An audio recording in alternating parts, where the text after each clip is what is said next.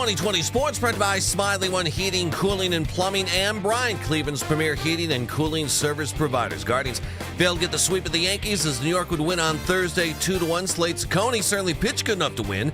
Allowed just one run over 6 innings. Skipper's team vote on the outing from his guy. Slade was phenomenal. Six innings, 1 run.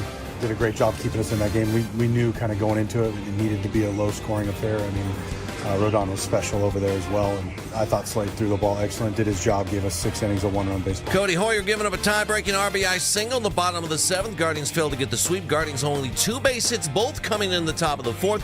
Leadoff single by Jose Ramirez, and then later on, RBI single by Stuart Fairchild. Guardian shortstop Gabriel Arias began a rehab assignment at AAA Columbus on Thursday afternoon. He had a strikeout and a walk in his 2 times at the plate. Arias has not played for the Guardians since April 6th because of a strained left hamstring. Yankees outfielder Aaron Judge missed the entire series against the Guardians because of a rib injury. Last night, New York announced that Judge dealt with a stress fracture of the first rib on his right side.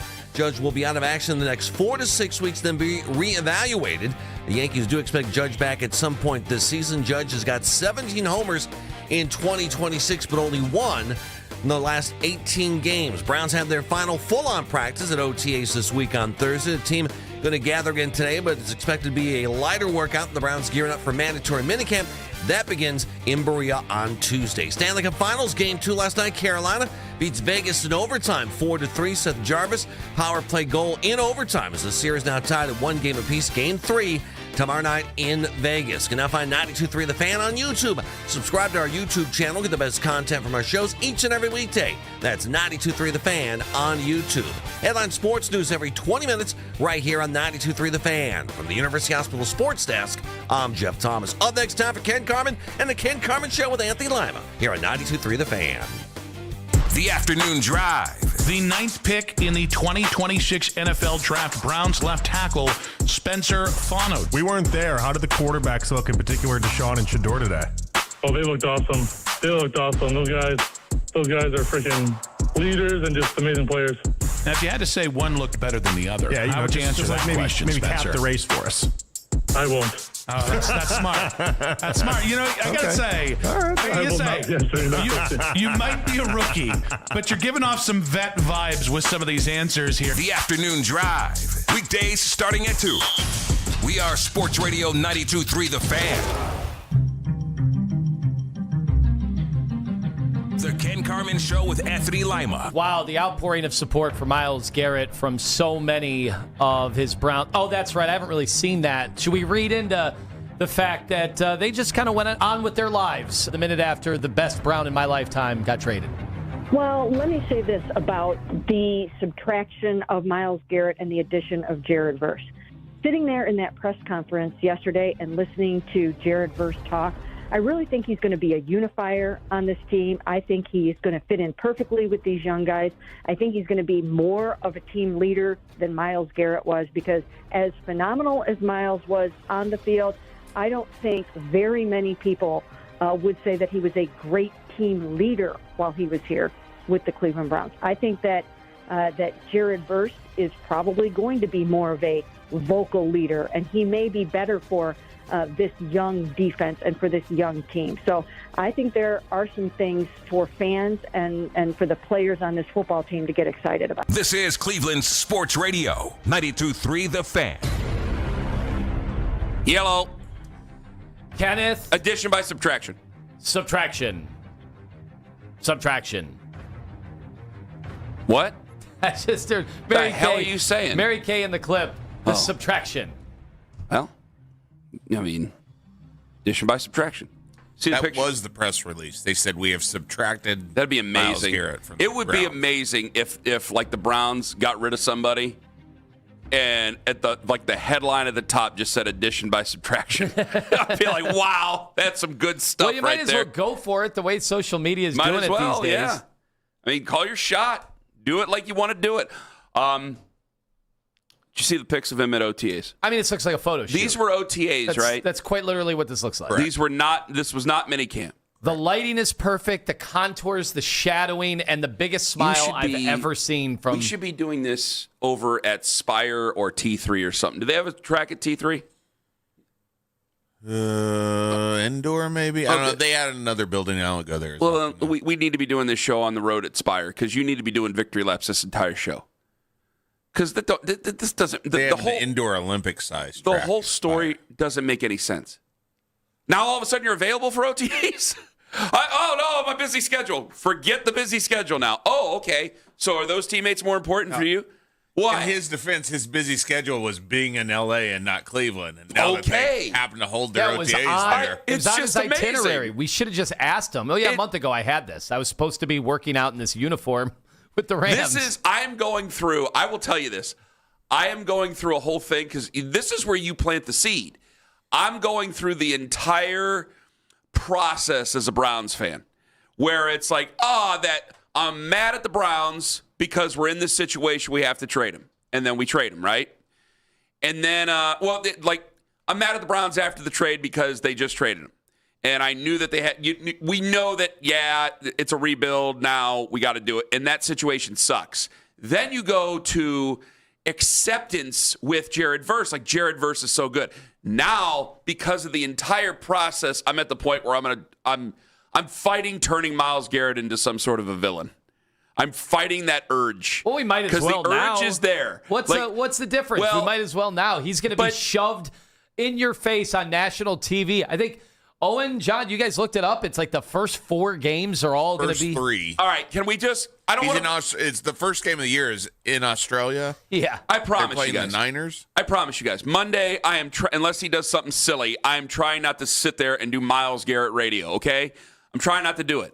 But I got to get this off my chest because I think maybe a lot of people feel that way. Like, I saw the pictures, and it's Lima. Lima, you are like a friend in a rom-com. Like, oh, gosh, look at him smiling. Look how happy he is. And it's like somebody, like, if you got a new girlfriend and she keeps bringing up the ex, she's still thinking about the ex.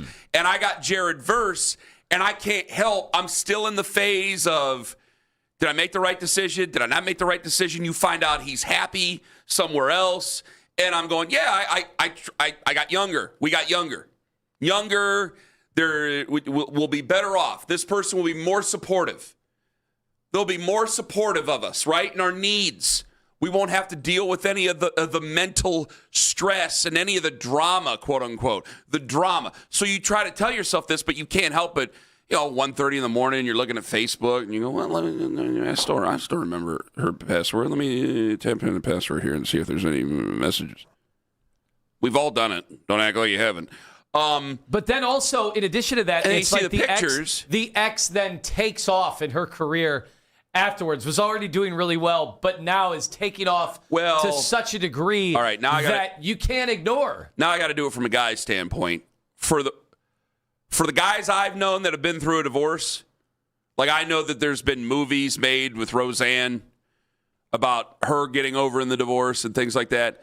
The guys I know in the divorce, we all know divorced dudes, you spend a little time on your ass. It's apartment, singles community, not race car bed like Milhouse's dad in The Simpsons or anything like that, but it's like, all right, 1-bedroom or studio apartment. You're figuring out, if you got kids, you're figuring that out. You're figuring out all the other court stuff. And then as time goes on, you pick up the pieces, you get a little bit better. You get out there, you get your finances back in order. Start working out a little bit. You start working out a little bit. You're out there in the dating scene. Much more tan. You get tan. I don't know why the tanness matters. You get much more tan. You get back out there in the dating scene. And then, a lot of guys. New clothes. The Northeast Ohio dudes, you like being married. So, you end up getting married again. And you're happier. You're happier. And she's happier somewhere else, and you're happier there. But I think as I look at this, maybe we are, I don't know, we got Jared Verse back. So Jared Verse is good. So I got this new girlfriend, and now we're like, we're just looking at, we're house hunting right now. That's it. But it's still very soon.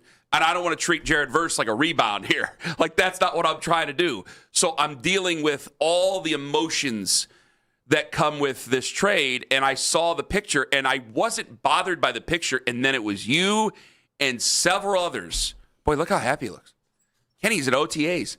Why is he at OTAs? He's found his joy back. And I'm going, I'm starting to wonder the same thing myself. And then I'm going, what? This story is BS. Like, you start playing it out in your head again of the breakup, and it's like, no, that's a BS story. No, she was texting other dudes. And I'm looking back and I go, whoa. Because I remember what I was saying to you last week. Oh, he's got a busy schedule. Oh, he's over there in where was he at? Was he in Europe? He's over in Europe or wherever the hell he was. He's got commercials probably and business dealings. This isn't the typical Cleveland Browns football player.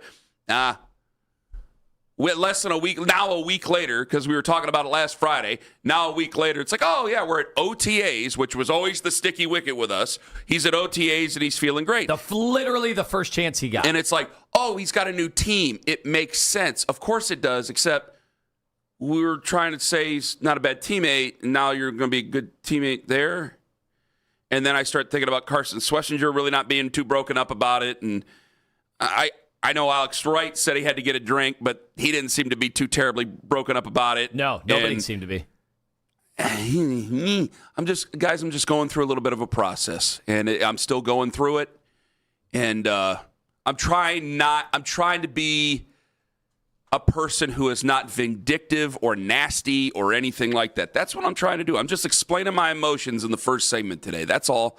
Just trying to talk my way through it, brothers. Well, that's all nasty? I'm trying to do. Do you think it? Because I'm trying to stay on the high road. I here, saw man. already the Rams fans. Okay, whoever these people are. See, now you're going to make me upset because you're going to start doing the he said, she said stuff with his friends now, his new friends, the new group of people that he's hanging out with. Because I sent a tweet about it because I thought people needed to see, not only Miles there, but smiling like he's, and then the responses from the Rams fans, Cope, Cleveland, Cope, like you saw a lot of that, and I'm like, well, yeah, I have to cope. We know he's really good.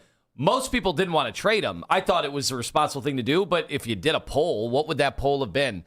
Trade Myles Garrett, don't trade Myles Garrett. What do you think the results would have been?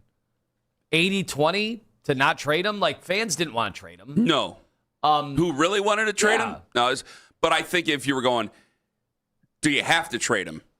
I think that the 20% would probably be bumped up a lot because in our heart of hearts, I was sitting there saying it's a 7-win team.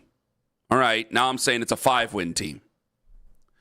How far were we going? Well, you're going to get a chance to go a lot further if you have those extra picks. Well, here's a test. And you have a chance to go out and honestly, get that guy. Here is a real test, and maybe this would be a real poll. Of course, we get criticized for it. You can't even run a poll anymore.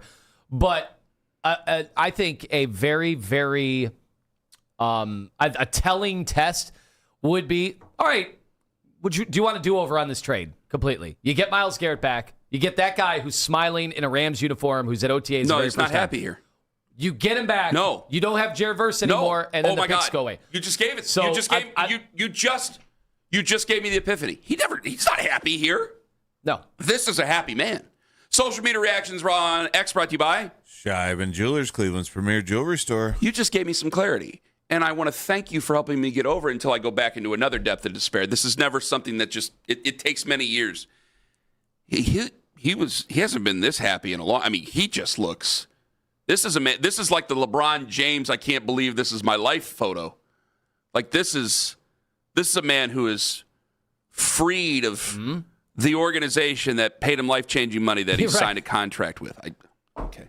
That backed him up every time he was. I'm trying to take the high. News. I'm still trying to take the high road here. That's all. I'm trying not to be nasty. We don't have to take the high road, though. I mean, we only take the high road to say we took the high road?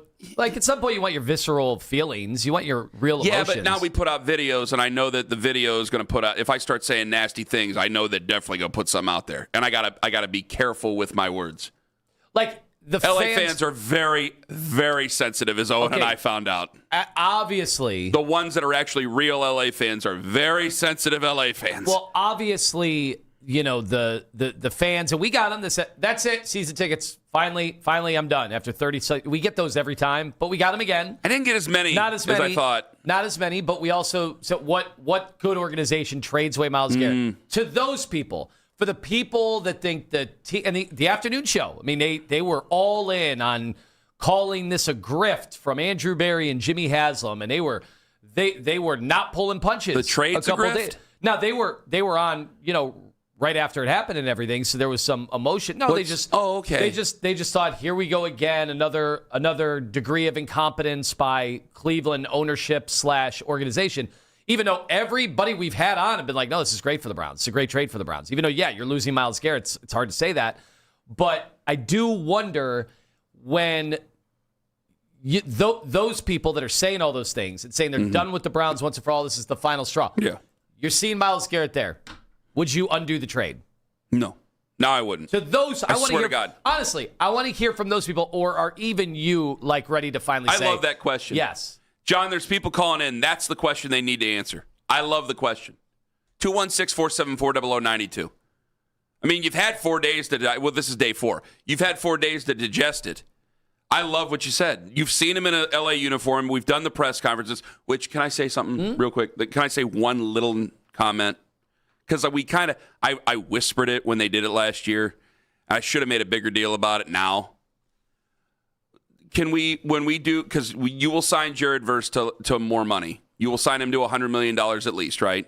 And you will have other signings and other contracts and things like that. Can we not make it look like a 6-year-old's birthday party at Discovery Zone when we do it next time? Or forever? Can we act like grown adults playing a grown man's game? I know it's a children's game, but they're playing in the NFL. Can we not do dinosaurs and cupcakes anymore? So I'm a big Toy Story fan now again, because of my kids. These are one of those things. When we sign, if I get a contract extension here at the station, I want Woody. I want all the Toy Story individuals. I should have just took. I just Googled it. It says here, Jared Verse really into Paw Patrol. So oh yeah, you're gonna have to. You can get that. At can any we party redo supply right store. by him? Keith's listening. I know, obviously, he is. He never sleeps. Can we redo mine and we can get a bunch of tall cans of Busch Light and then amazing.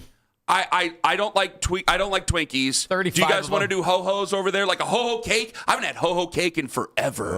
Oh my God. Let's do a ho-ho cake and we'll just do Busch Light tall cans right in front I of me. know what we need over there. What? Viennetta. A Viennetta? We can't afford that. Come on. This is...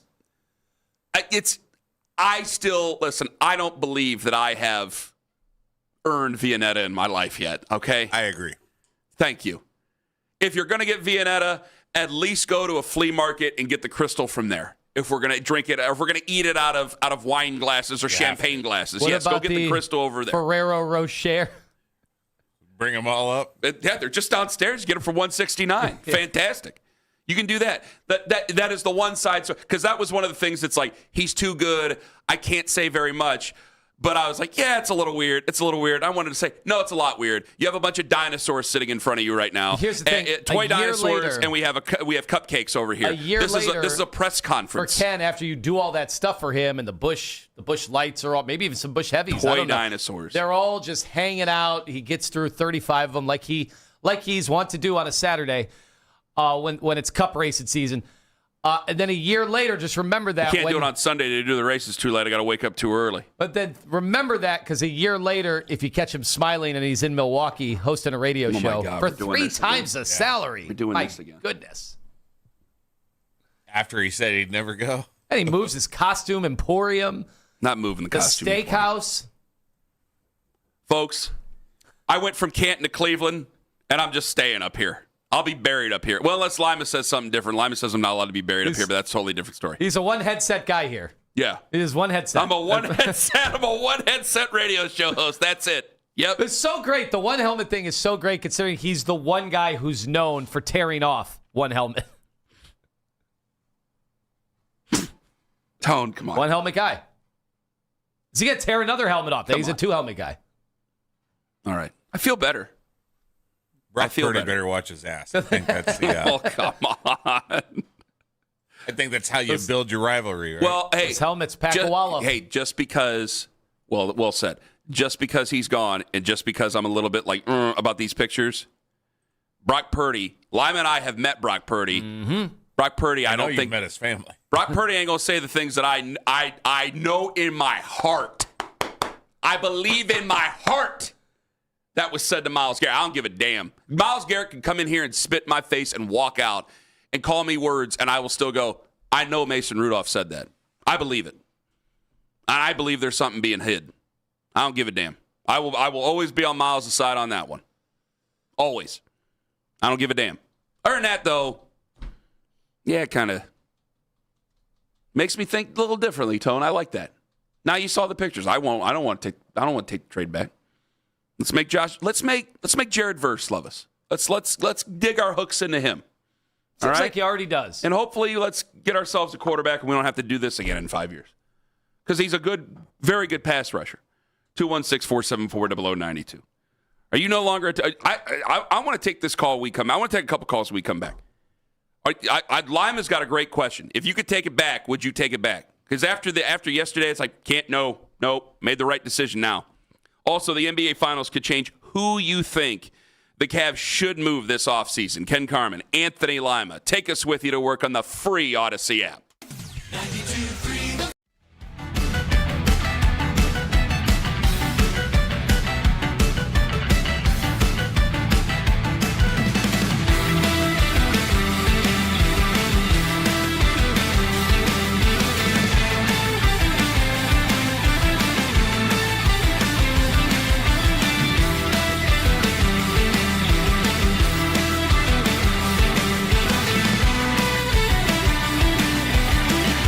The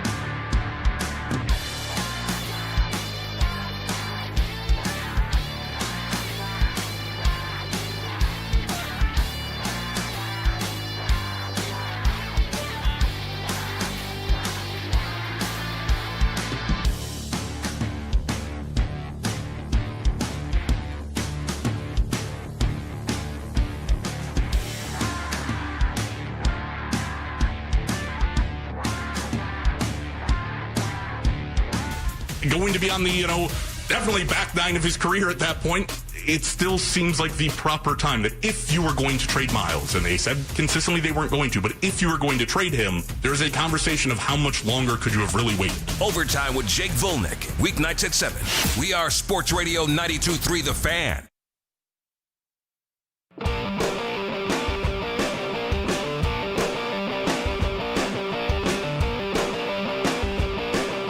Daniel Oyafusi coming up at 9 a.m. this morning and coming in hot at 9:45. Please keep your comments within the boundaries of good taste. I want to get to these calls in a second. Can I tell you something? We had our day one of uniform try-ons yesterday. You got to try one on? No. I would stretch them out. The kids sized up the uniforms because we got to get the uniforms ordered and all the other stuff because it's the last season.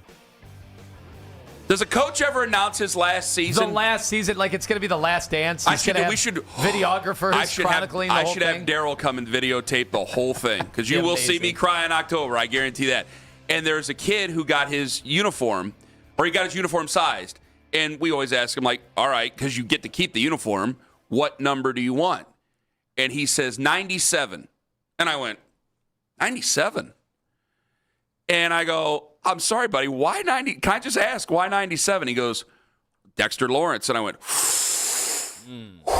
like, and you get, like, listen, if you're a 30-something, 40-something-year-old man, you get a lot of Steelers, or the last few years it's been, I want number 9, Joe Burrow, that type of thing. And you kind of like, okay, fine. It's like, well, and there's a couple who have won a 95 in history, and, mine wants 21, and we'll see if he's still here by the time the season starts. But he goes, Dexter Lawrence, and I go, damn. And I go, I don't know. I go, I can't be disappointed that the Browns don't have the players at the numbers they want. I think I'm more impressed with the ball knowledge by the young man than he's picking Dexter Lawrence. Because any young child can pick somebody of a Steelers. I mean, we're close enough to Pittsburgh. They can pick a Steeler. They can pick Joe Burrow. They can pick Lamar Jackson's number. Like that type of thing in division. Dexter Lawrence, that's ball knowledge. I wanted to give credit. Give credit. That's somebody, like, obviously really good. A big signing for Cincinnati, right? But that's not a guy that I would think the kids are gravitating towards. It's very interesting. I know, but I mean, you think of, like, if he's a 97 fan, like, you think of him. I don't think of him obviously you don't think of him with the Bengals yet. You think of him in his past with New York. And I think I like the elite ball knowledge of it. That's all. It's one thing to pick a quarterback. It's another thing to pick a defensive tackle, defensive lineman. Is Joe Burrow, because I got caught up in the Joe Burrow stuff. I mean, he earned it right away. Mm-hmm. I mean, he's playing in the Super Bowl, second year in the NBA or the NFL. Mm-hmm. Is he already becoming out of sight, out of mind, or no? Is he still Joe Burrow? No, is he still tremendously popular? I think he actually is, because now there's a bunch of rumors because people get trade fever, so they start to, like, the insiders and the pundits, they start to put together stuff. Seeing more NBA type trades. What the Browns just did was an NBA type trade. So when AJ Brown, which you knew AJ Brown was going, but when AJ Brown and Myles Garrett go on the same day, basically, then we start to get trade fever, and I've been reading some stuff which I don't even think is legal or possible, of Joe Burrow ending up in L.A. and all this other stuff. So, yeah, he's still a star, but I think it's fallen a little bit over time just because they haven't been in the playoffs. He's either been banged up. He's still really good. Like, I still have a lot of respect for Joe Burrow, and he's still a likable person. Well, and he's going to be 30 this year. How quick did that happen?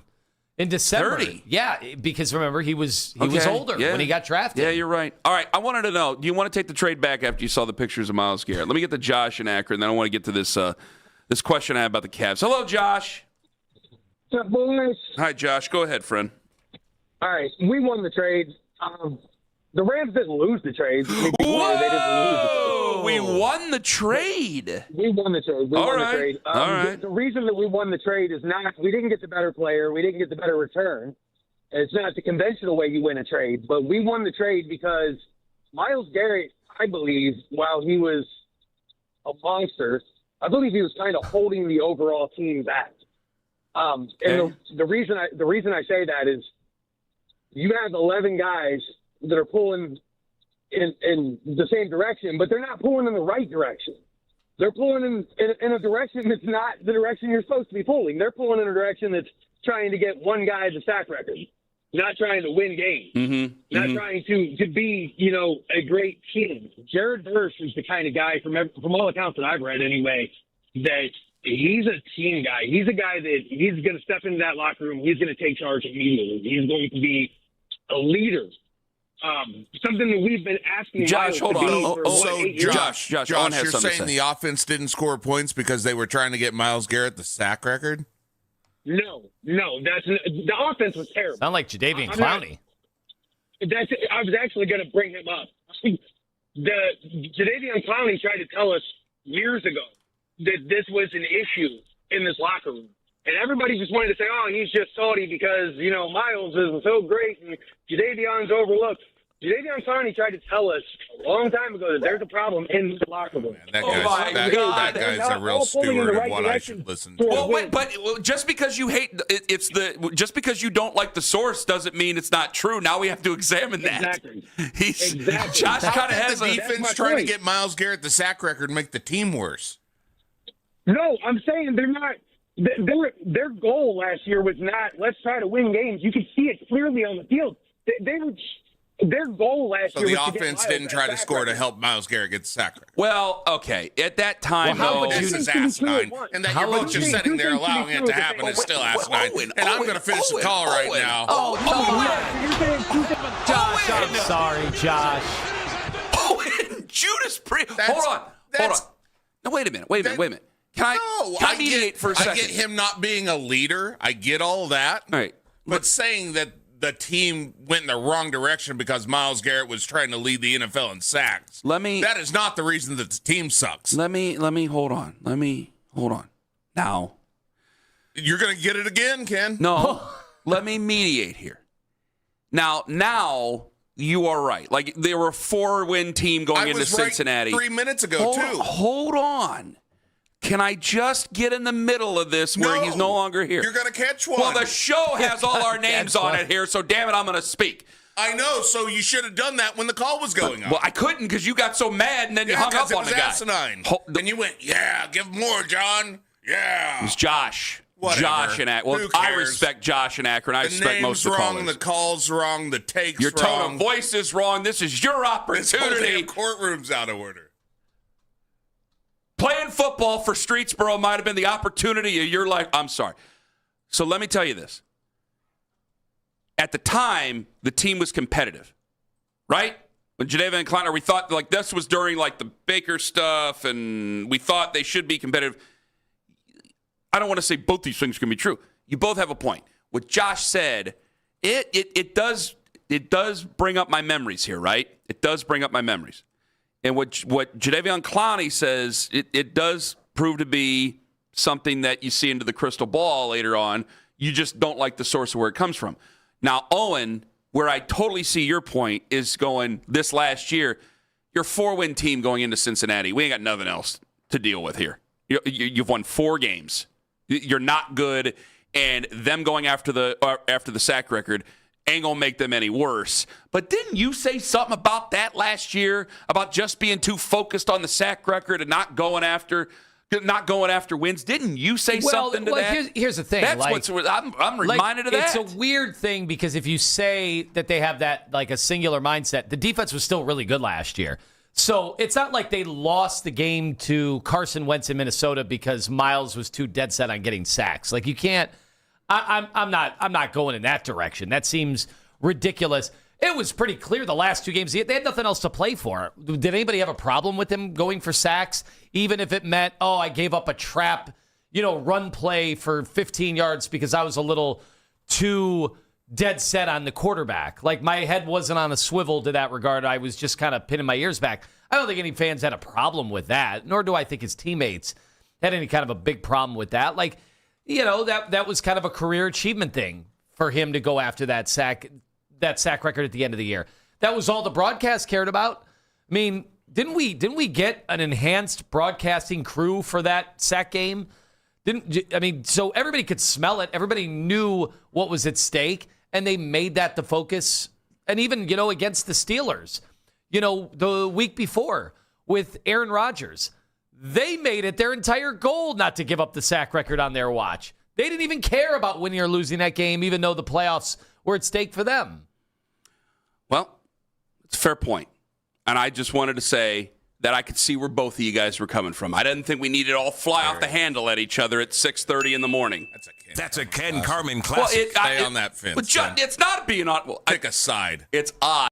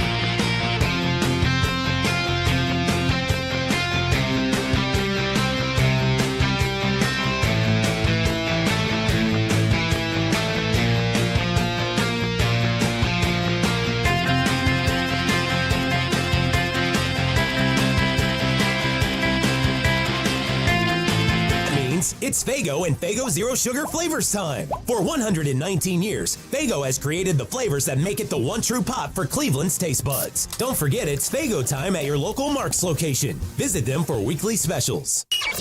Listen to 92.3 The Fan on the Odyssey, iHeartRadio, and TuneIn app.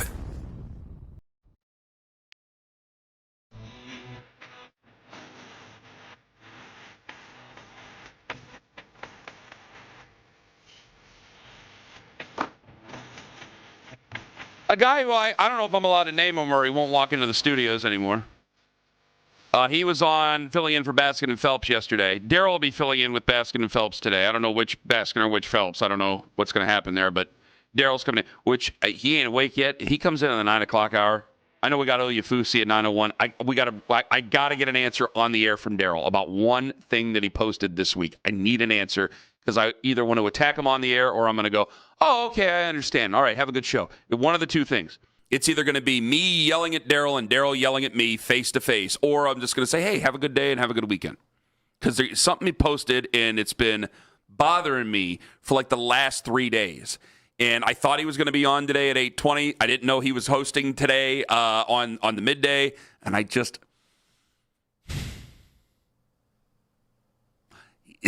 He's gonna. I'm telling you right now, if he's saying what I'm thinking, there's going to be fireworks. 216-474-0092. All right, we're off the Browns for a moment here because I gotta bring this up. Donovan Mitchell, Evan Mobley. There's going to be a question coming up here. You can see it already. What to do to help this basketball team out? And I think a lot of us are maybe saying Donovan Mitchell is the one who stays, including Chris Fedor, Cleveland.com. He says the Cavs need to move on from Evan if we want to bring a player in here for the finals. The highest payroll in the NBA, the expectations are what they are. If you don't have that guy, how do you get that guy? And the way to do that is to trade away Evan Mobley. And if it's Giannis, it's Giannis. If it's Jaylen Brown, it's Jaylen Brown. If it's Jalen Williams in Oklahoma City, it's Jalen Williams. But Evan Mobley is the linchpin to getting the kind of piece that I don't believe this team has. And I believe this team needs. I believe every championship team has a guy that you can clearly look at and say, yes, that guy is the centerpiece of the championship team. That is the number one guy on a championship team. Do you think Boston's asking that question today? Do you think Denver is asking that question? Do you think Minnesota is asking that question? Do you think San Antonio? Do you think Oklahoma City? Do you think New York? Do you think any of these other teams that we've talked about today is asking that question? That's not very nice about Evan. Coming up at 7:03, I got something even meaner about somebody else on this basketball team that you got to hear because I think it does change a lot of people's perspective here, especially when you add in the money to it. Hearing him talk about Evan, I mean, it's a giant elephant in the room, but I can't force the move that Fedor wants to make. Here is Chris on Evan and obviously who you should move him for. I do think that if the Cavs, if they're motivated enough and they see enough flaws with this roster and the roster construction and they view it the same way that I do, and I'm not saying that they do view it this way, but if they do, Evan Mobley gets you Giannis. You can get Giannis. And here's the other thing, Jeff. When Giannis was drafted, people were like, hey, if he reaches his ceiling, big if, but if he reaches his ceiling, maybe he becomes a player like Giannis. Or you could go get the actual Giannis. Well, I can wish in one hand and you know what in the other, guys. Like, I don't know if this is happening. That's why I've been trying to warn everybody, like, we got to watch what we say about these players because they all could just be coming back next year. They could all just be coming back. And I'm not interested in making moves just to make moves here. Like, we are at a critical moment. Yes, I think a move, if I could move one of these pieces and bring in a Giannis, maybe bring back LeBron, I'm sure there's going to be other names that are brought in there. Lima, I'm sure you can give people some really quality names that could possibly help this out. But there's not very much you can go with other than just breaking up your core four. I don't know if it's called a core four anymore. I don't know if you can after the Darius trade. But of your four main cogs, other than trading them, there's not a whole lot you can do. The teams also want draft picks back. And when I'm reading about Miami being in the driver's seat by every major outlet who covers the NBA, we do have more to offer than what Miami does.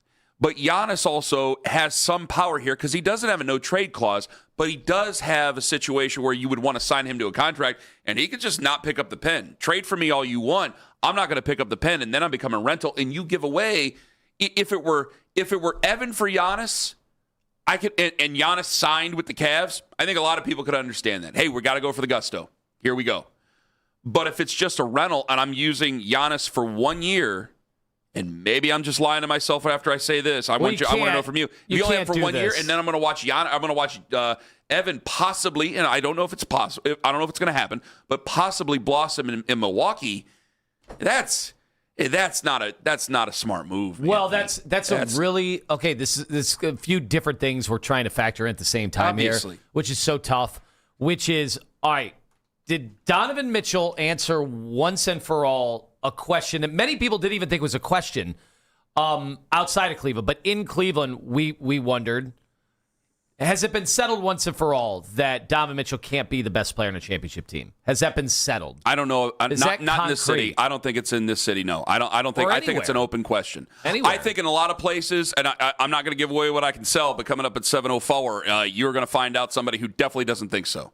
7:04 is somebody who a major NBA person who definitely does not think so. I don't want to overreact, but it does seem to me like that's been settled. Like we have a firm conclusion that Donovan is not going to be the best player in a title team. And furthermore, the next iteration of that question is Evan Mobley going to get good enough where he's going to surpass Donovan Mitchell on the same team in the near future?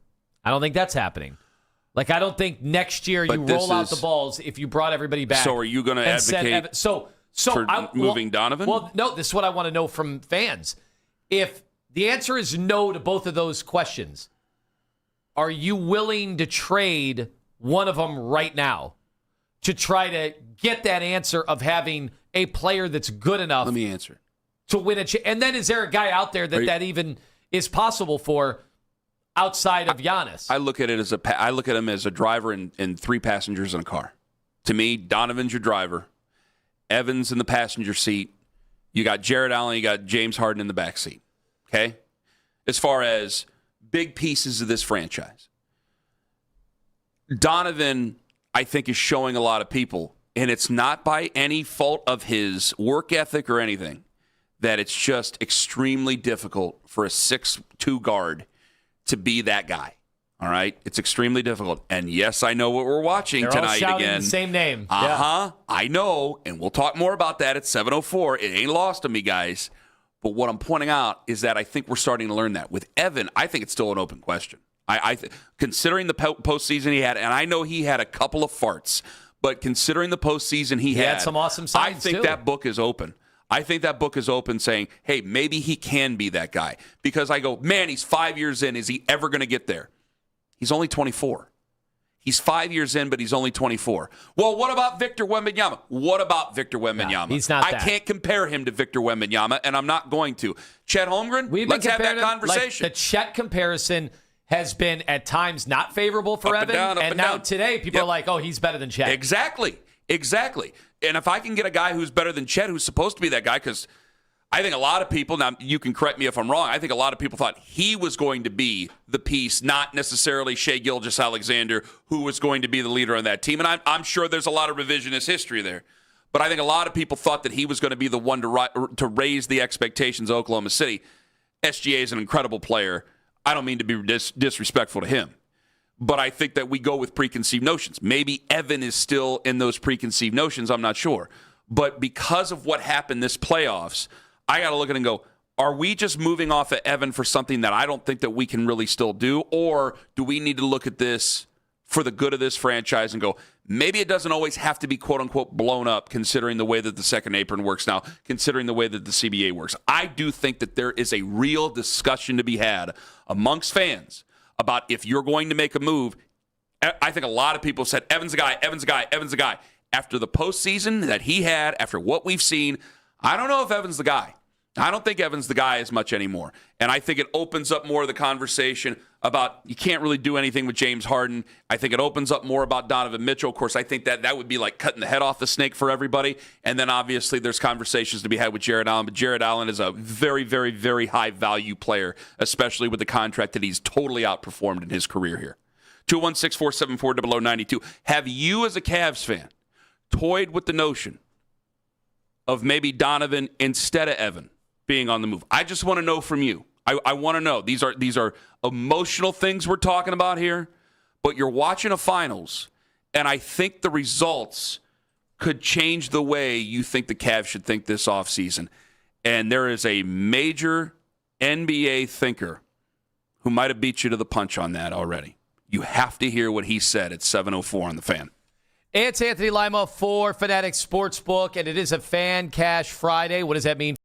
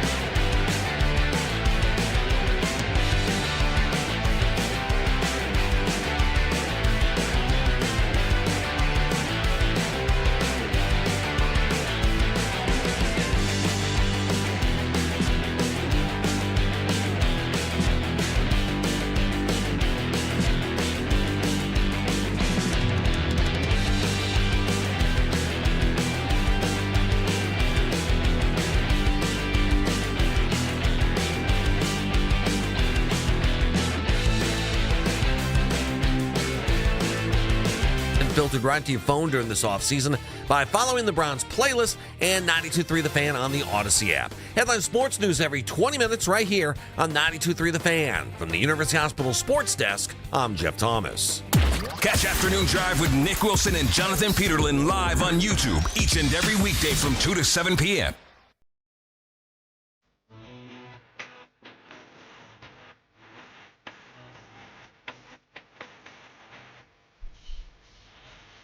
$7:22, time to take the side of the big bad billionaires.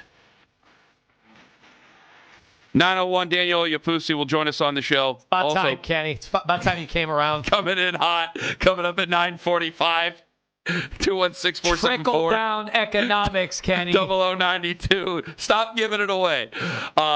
More on trickle down economics. We are doing full-on Reaganomics coming up at 7:22 this morning. Coming in hot at 9:45. I don't want to hear any Iran-Contra stuff at 9:45. I mean, well, it's coming in hot. You do what you do. I want you guys to hear a bit of audio. Remember, all Cavs conversation brought to you by the fine folks at Surfside Hard Iced Tea, who asked you to please enjoy that Surfside Hard Iced Tea responsibly. So I want to get to these calls here in just a moment. However, let me tell you this. I do think that there is becoming a conversation. There is a conversation starting about whether or not it should be Evan. Because in the wintertime, this whole room, I think, just assumed it's Evan.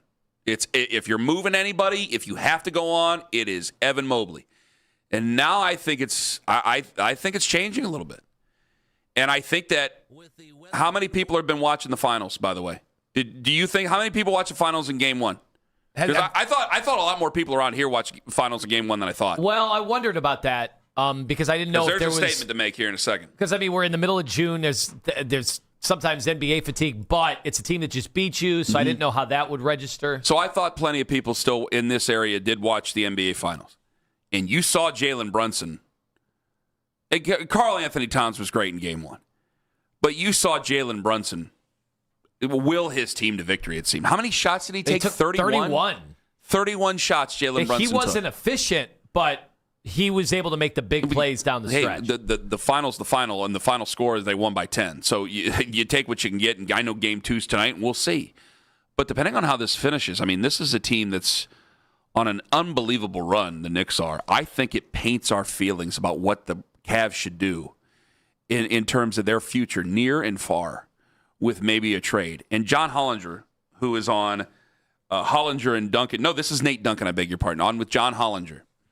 These are two. Now, we don't have them on the station a whole bunch, and it's not Varden, it's not Lloyd, but these are two preeminent NBA guys in NBA circles. This is going to come off a little mean-spirited, but I think it's just the truth with a bad bedside manner for a lot of people out there about the reality that is facing us with Donovan Mitchell and his future. Here is Nate Duncan on it. Listen. Kobe Altman just said, yes, we think Donovan Mitchell can be the best player on a championship team. They don't have a lot of leverage. I would be really nervous about that Mitchell extension. You have to try to do something if you're Cleveland, I think, because your entire viability as some kind of contender is that you have him and you're in your window right now. Maybe you have to accept a little pain later, but God, going full bore on the $277 million. Yeah, that is tough because to me, one of the biggest reasons that they failed was he wasn't good enough. All of these previous times, everyone else broke down. Poor Donovan Mitchell. He doesn't have enough support. Look at this. He's putting up 35 every game. Well, he wasn't doing that in these playoffs. He never passes on his drives. He's not really that versatile. He couldn't get to the basket and get fouled. And this is supposed to be an unbelievable offense. You're never going to have a great defense with him because he needs a point guard next to him. He's also probably not going to be able to defend. So to me, a lot of the reasons why they weren't that good was that he and Mobley weren't that good. I thought the supporting cast was largely good enough. This is kind of just what you do, but for a guy, a 6'1" guard, 31 through 34 seasons, making that amount of money. If they sign that, it instantly would vault to the top of the worst contracts in the NBA list. He does have the leverage. Yeah, that's fairly incriminating stuff right there. So it's weird. You hear all that, and then during other portions of that discussion, that scares the bejesus because I heard it. Yeah. Well, it should, but he's talking ages 31 to 34 for Donovan Mitchell. That's okay. Those guys also agree that he's been like a top 10 player. So it's so interesting how the NBA works because we would never do that in baseball. Like the Dodgers wouldn't care if a guy is considered, at a certain like they just want to know, is he a good player? Okay, we'll pay the good player. In the NBA, we have such a tough cap to work around now that if you're not considered a player that can help you win a championship as the best player, in the past they just gave them all max contracts, right? Now we're wondering in the NBA, do we have to be a little more discriminate when it comes to that? Like we have to truly debate if that guy is considered a number one player on a championship team. I know what Kobe Altman said, but for a fact they are discussing this. General managers say a lot of things, man. Because they have to figure out, all right, if we pay him it's either $68 million a year for the next 4 years, or it's $75 million next year for the next 5 years. And yet he holds the cards. Like the Cavs don't hold all the cards. Donovan Mitchell holds the cards because you don't want to be caught with your pants down if even though Donovan has said, I love it here, I love it here. What happens? Does he love it here the minute the Cavs say we're not prepared to do that? No. Does he love it here as much? He's going to want his worth. Normally NBA guys do. Now Jalen Brunson is playing for the biggest discount ever. It's crazy. What is he making? 53 million when all these guys get paid. I thought now it was like 35. I think you might have got the numbers switched up. Yeah, it's maybe I'm wrong. It's crazy what a hometown discount he's getting. His dad is also an assistant coach on the team. It's well, you weird. said he'd be the fourth highest paid Cavalier? Yes, right now he'd be the fourth highest paid. Jalen Brunson is? Brunson right now, average annual salary is $39.1 Oh my God, 39. Yeah, Judas Priest, it's that's ridiculous. Nothing. And nobody gets it's that. not nothing, but you get what I'm saying. Nobody gets that discount in the NBA. I think the finals could paint this. If the Knicks end up winning the finals here, I think it could end up being a premature conversation in some ways. Now, I want to get the phones here in a second. I think we're just coming off a Miles trade, which makes me think about the Donovan trade because we want people that are going to give their full effort, and Miles did. We want him to love us. And there's a lot of people, like we said, Nick Chubb was beloved here. Myles Garrett is a respected icon, but people will do they will. If Nick Chubb, if you found out that if he had a flat tire and he needed you to bring him a spare, there are people on the way to work that they would drop what they're doing to go help Nick Chubb. I don't know if they do the same for Miles. I don't know if they do the same for a lot of Cleveland athletes, okay? Like, you have insurance, you figure it out. When it comes to Donovan, I do think a lot of people would help Donovan out. I think they love Donovan. He's been a everything great you player. want in a superstar. He said the great things, yes. But if we want a championship, then it's a premature conversation to have. It is also a necessary one. And I know we're emotional about this right now. I mean, hell, we started off the show working through emotions about the other guy we just traded. But if you're watching Jalen Brunson tonight and he does another one of these things where, yeah, it's an inefficient night, but he just wills a team to beat who is supposed to be the next big thing, the next icon in this league with a very good cast of characters around him, it's very, very difficult to stop people from starting to imagine going, hey, they're kind of similar in size, obviously the same positions. Are we just pouring money into something that we're never going to get back? Are we never going to get back? So then it becomes a conversation of, well, maybe Evan, who did have a good postseason, maybe Evan is a part of that future. Like it's an unfair conversation in so many ways, but it's one we have to have. And I got to tell you, I don't know if I have an answer. Before it was, I will do what's necessary. Yes, I will send Evan Mobley over to Milwaukee. But because of the postseason, because of what Nate Duncan just said with John Hollinger, because of what a lot of people are saying about this, I'm wavering now. And here's the hardest part. I do want to get the phones here. It's the hardest part of what makes this sport so tough. How do you get a player better than Donovan Mitchell? How do you get a better? So we're all saying he's not. That's what I'm saying. You might be stuck. Player. It is really hard. How in the world do you, when you start thinking about trades, it's like, all right, well, you can get Giannis. Giannis is going to be 32 this year, and he's been injured lately. Has to sign a contract. Oh, with yeah. you, so he holds more cards. So we can always say, who are we going to get better than Donovan Mitchell? Who are we going to get better than Evan Mobley? Anybody who plays his position is probably a main cog to a lot of the organizations that have him, who are players that are either better than him or as good as him. Unless you want to take chances on guys, and you're not going to like these names, let's do it, Kawhi Leonard's of the world, the Kevin Durant's of the world, the Anthony Davis. Like, Anthony Davis, you just, the look you are giving, you're not even giving a look, because you are so like Anthony. You didn't even think about Anthony Davis because the guy can't play 40 games on a team. But when he's healthy, He's better than Evan Mobley. He ain't been healthy since high school, and man.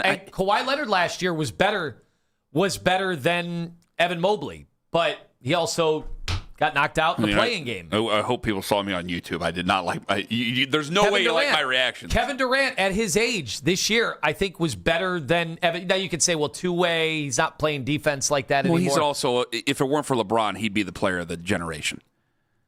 Let's call it what. I mean, that's what Kevin Durant is, right? Am I wrong? I'm not wrong. If LeBron James never exists, Kevin Durant is arguably the greatest. Well, him or Steph, right? Okay, fine, but I don't know if they're not in the argument with Michael, but they're in the argument of the generation. And Kevin Durant was still incredible this year. He was still incredible. But also, if Kevin Durant at this age, are you relying on that? That it gets tough. You understand how hard of a predicament they're in. No. 216-474-0092. Larry and Elyria, you're first up on the fan. Hello, Larry. Hey, how's it going, Kenny? Anthony, you know something, though? You guys, first of all, this series going on, I hope it goes 7 games, comes down to a wire. And one person I feel great for is Coach Brown there, man. What he's been through here. It's awesome for him. Did anybody have ill will for him? I mean, we fired him twice. Yeah, he's a nice guy. Ain't no one got a problem with him. Yeah.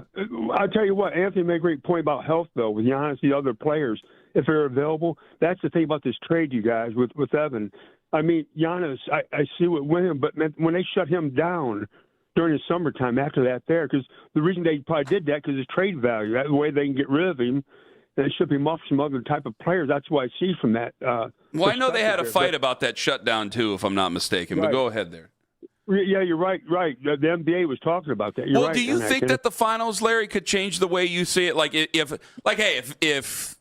If San Antonio just rips off 4 in a row or something like that, and Victor Wembanyama looks like the way he's going to be, because I think he did get outplayed. I actually agree with Nick Wright. I think he did. It certainly got outplayed by Karl Anthony Towns the other night. Yeah. But if that changes, then maybe we kind of calm down our jets a little bit here and go, well, maybe you're kind of stuck. But I'm telling you, man, if the Knicks win this, I think it changes the way a lot of people may be thinking about Donovan Mitchell and where this team needs to go.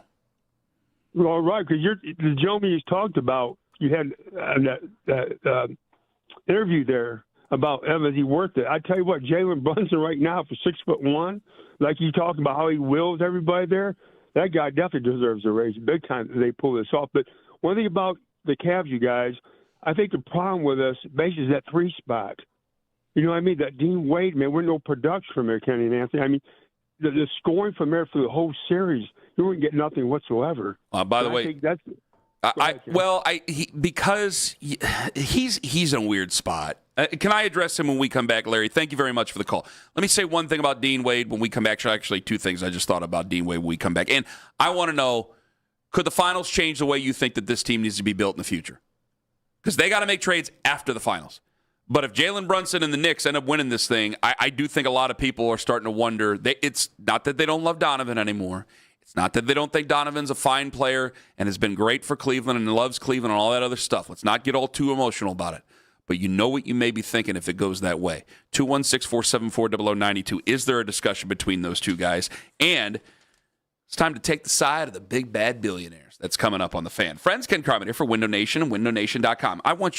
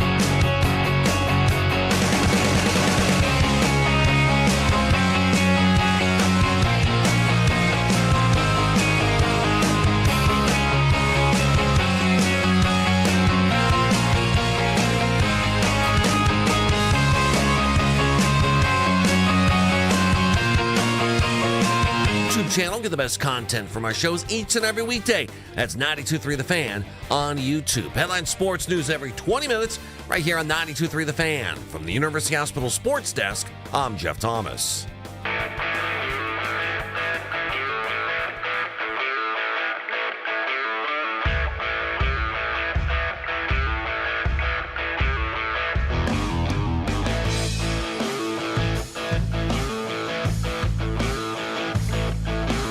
.45. Slade Ciccone said it yesterday after the Guardians loss. I want to know if you agree with him. I think I do. I don't think there's such thing as a good loss in professional sports. I know I've said that there was a good loss in the past history of this show. There's no way we've done 10 years together and I've said, oh, yeah, every loss is terrible. I guarantee I've been soft one morning. But I think Slade Ciccone said something. I want to know if everybody else agrees with him, because I think I agree with Slade Ciccone. My favorite shows not over about the the years. loss. My favorite shows over the years, just to the detriment of everything that we do. Oh, what? Me just the bad wins. Bad wins? The bad wins. Good losses versus bad wins. Those are my favorite. Vote losses? Anybody could just come on and say, we won. Win's a win. Nah. Well, with the Cavs, I see through you. It depends. If you're just starting out, like when the Cavs were a 19-win team, a win's a win. And then sometimes during the year, there would be people who are very upset that they had that win. But I think things have changed. When you think about, real quick, I want to go too far off topic. Yeah. I know we got phone calls and everything. There are a bunch of people who winning in 7 against Toronto, that was a bad win. Like overall, that was a bad win because it does impact you. Well, like, no, it was a great win. It was a great win. Are you nuts? A bad win because you guys had to they had to expend so much energy. Yeah, but it's Game 7. You have to win. So yes, no. I'm talking about the series, though. The series that you needed to beat. How do you say things like that and then you say you don't want to bog it down? Because this is what happened yesterday, and then we ended up at each other's throats over Deion Sanders. Here's why. If you would have beaten Toronto in 5 games, now all of a sudden the schedule, the calendar, you're not going to hear Kenny Atkinson talking about, we're playing too many games. We're playing every other day for an entire month. It doesn't matter. His ass is fired more than likely if they lose to Toronto. Yeah, but I'm saying versus winning in 5 games, winning 7 actually hurts you. It actually hurts you. And the same thing Detroit. Like now you were down 2-0 to start the series. You don't see that? You don't see how it would have been better for 36-year-old James Harden and Donovan Mitchell, who was on fumes by the fourth quarter at Game 1 of the Eastern Conference Finals? But if you would have won Game 6, it would have made it better. Or you would have, if you would have won in 5, there's no doubt if you would have won the... You would have had some time off, which they didn't have. Are you trying to do a roundabout point that winning a series in less games, fewer games, makes it easier for you later on? Well, yeah, everybody agrees with that. That winning a series earlier is helpful. Nobody disagrees with that. That's not like an epiphany.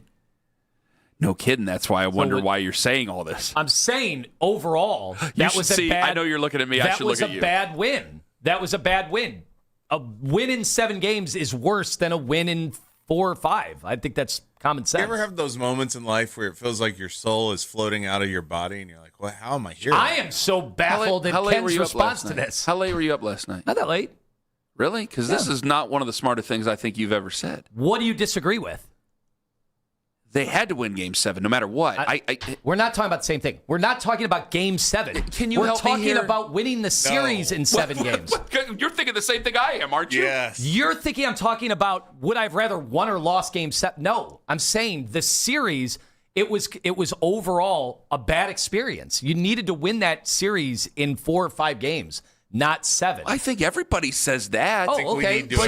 So then why are you shaking your head at me? Because when the series becomes a stretch, when it gets stretched out from 4 games to 7 games, then it just becomes necessary. Yeah. So it's a necessary win. There's no such thing as a bad win, because if you would have lost that game, it's either a win or a lose. So if you would have lost that game, I guess there's no memes about analytics. That's got that true. going that for never us. Come up. But people get fired. We're not having this conversation right now. I don't think anybody would care. If you lost to Toronto, nobody would care. Like, no, I'm sorry. I'm not sorry. I just don't. It just doesn't sound applicable in this situation at all, Anthony.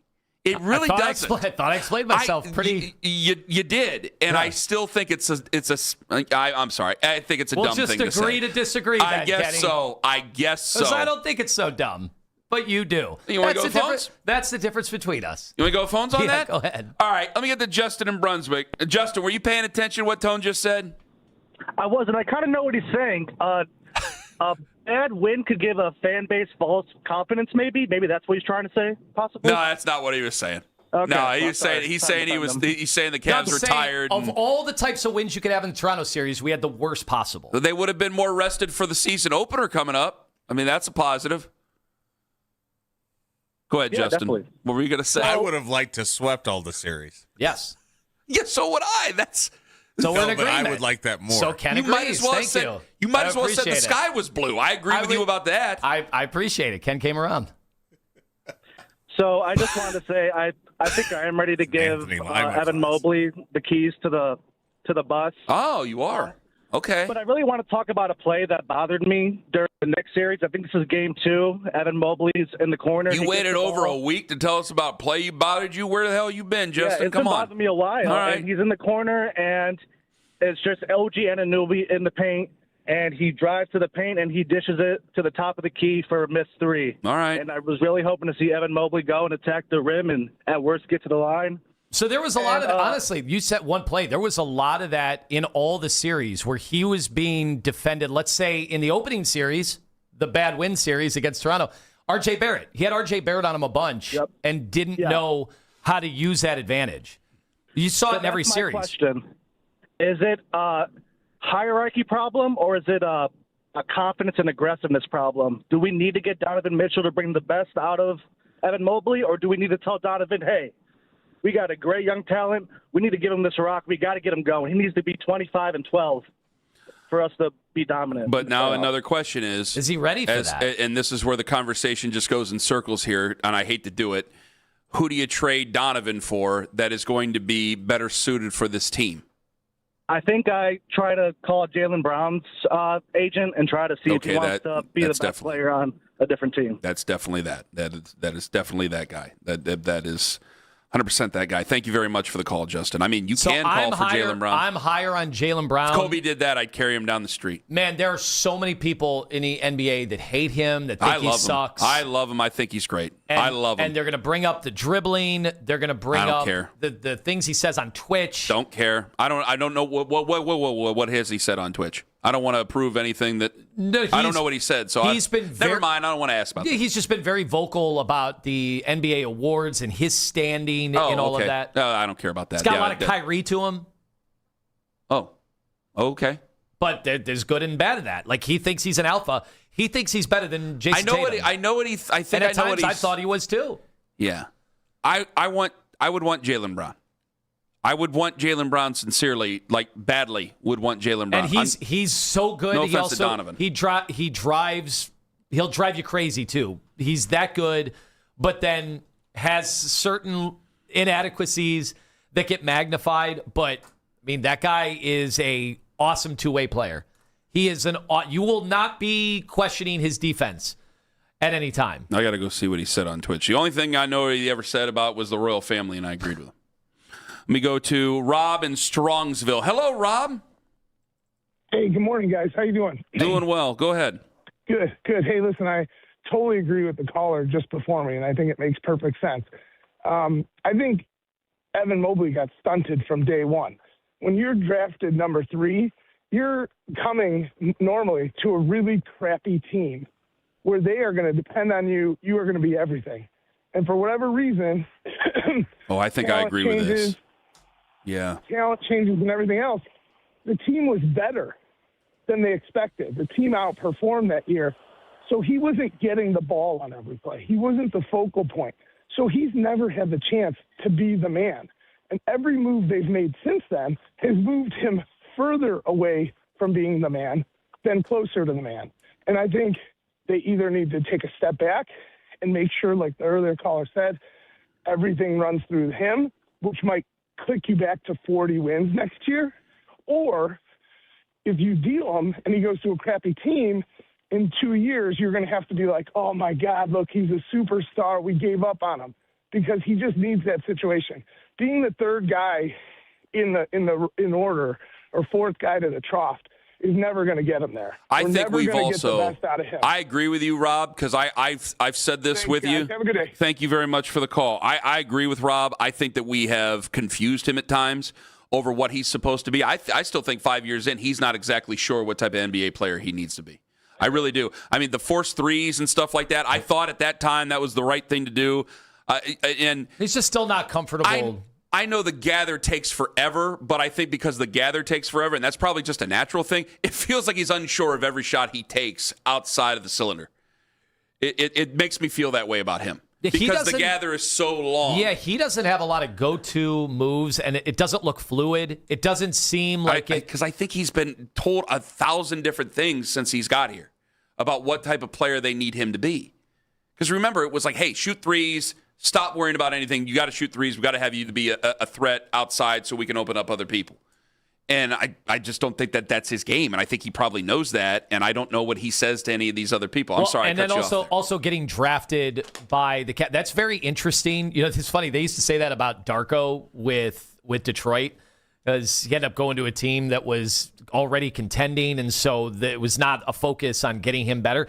But I do feel like he's had ample opportunity and off seasons where the Cavs have been like, hey, you know, work on your handle, go back to the lab on this stuff. And, you know, you do wonder, he's still so young, and Karl Anthony Towns in his 30s now playing the best basketball of his career, but we don't have that kind of time. That doesn't fit the Donovan Mitchell window. I do feel like there is a definite lack of identity all these seasons. I just don't want to pin that all on the Cavs, because, you know, he's got to be culpable for it too.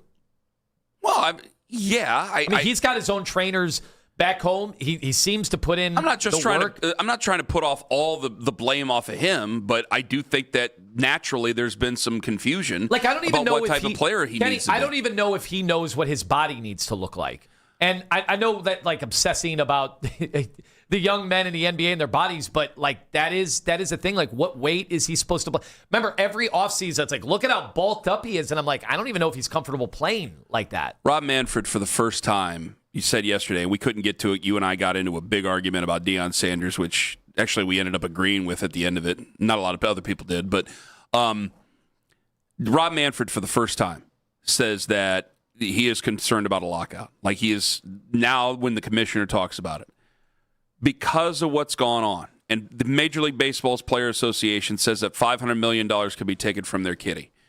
I know it's not great to agree with billionaires, but do you agree with the billionaires on this, considering that we have a great young baseball team at 36 and 28 overall? They should win the division again.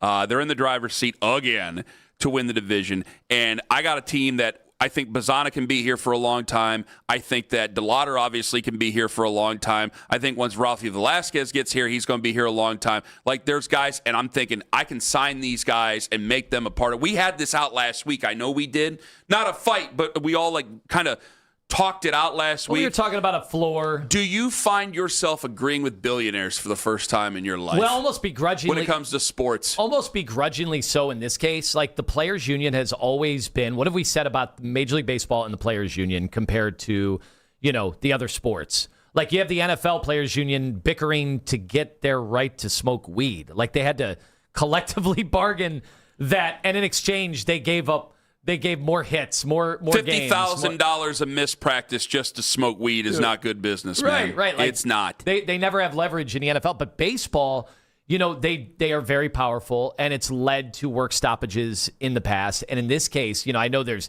TV rights and all that is a huge part of it. But what are the players never going to accept? The same thing that all the fans want. The fans, we all have wanted a salary cap. Mm-hmm. Why have we wanted a salary cap? But it's also the floor. Well, if we're talking about a floor, which I don't know if it's going to be $170 million on a floor, for crying out loud. I know that we're just starting here, but say it is. I don't think that, and because Owen brought up a great point, one of the concerns was, are we going to have to go out there and get these terrible veterans just to meet the minimum? It's like, no, you'll pay your own guys. You pay your young players, and they'll be on your roster. You'll basically be in a well-ran NFL football team, except your baseball. I think that this, as a Guardians fan, I got to root for the owners in this case, because I have a team that's well ran. Well run, well ran. I have yeah. a team that's a good organization. I have to root that the owners get what they want.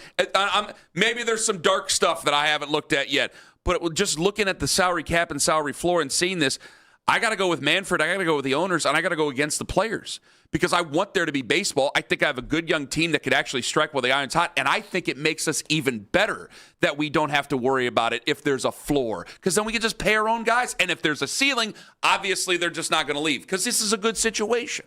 Like, yeah, there's going to be some guys who maybe just want out. You can't ever deal with that. But I just think, I know we got to go. I just think, Kenny, sorry to interrupt. No, but go ahead. I just keep thinking of where are we at our biggest disadvantage, the Guardians. Once we get into the playoffs, we're going up against some of these teams. I know the Rays are not part of this conversation. Doesn't matter. But you're going to go up against the Dodgers, the Yankees potentially, and the lack of a cap will always have those teams be able to make bigger deals, bigger signings in the offseason, and potentially bigger trades at the deadline because there's no cap. Mm-hmm. And that is where our biggest we're going up against lineups that are always going to be better than us because we can't sign our way to a better lineup. We have to do it all through development. And up until this year, we've never been able to develop hitters. 216-474-0092. I mean, speaking of the Rays, I think they've lost 8 of their last 10. I think the Yankees, if they didn't have Aaron Judge hurt, they might be able to run away with that division.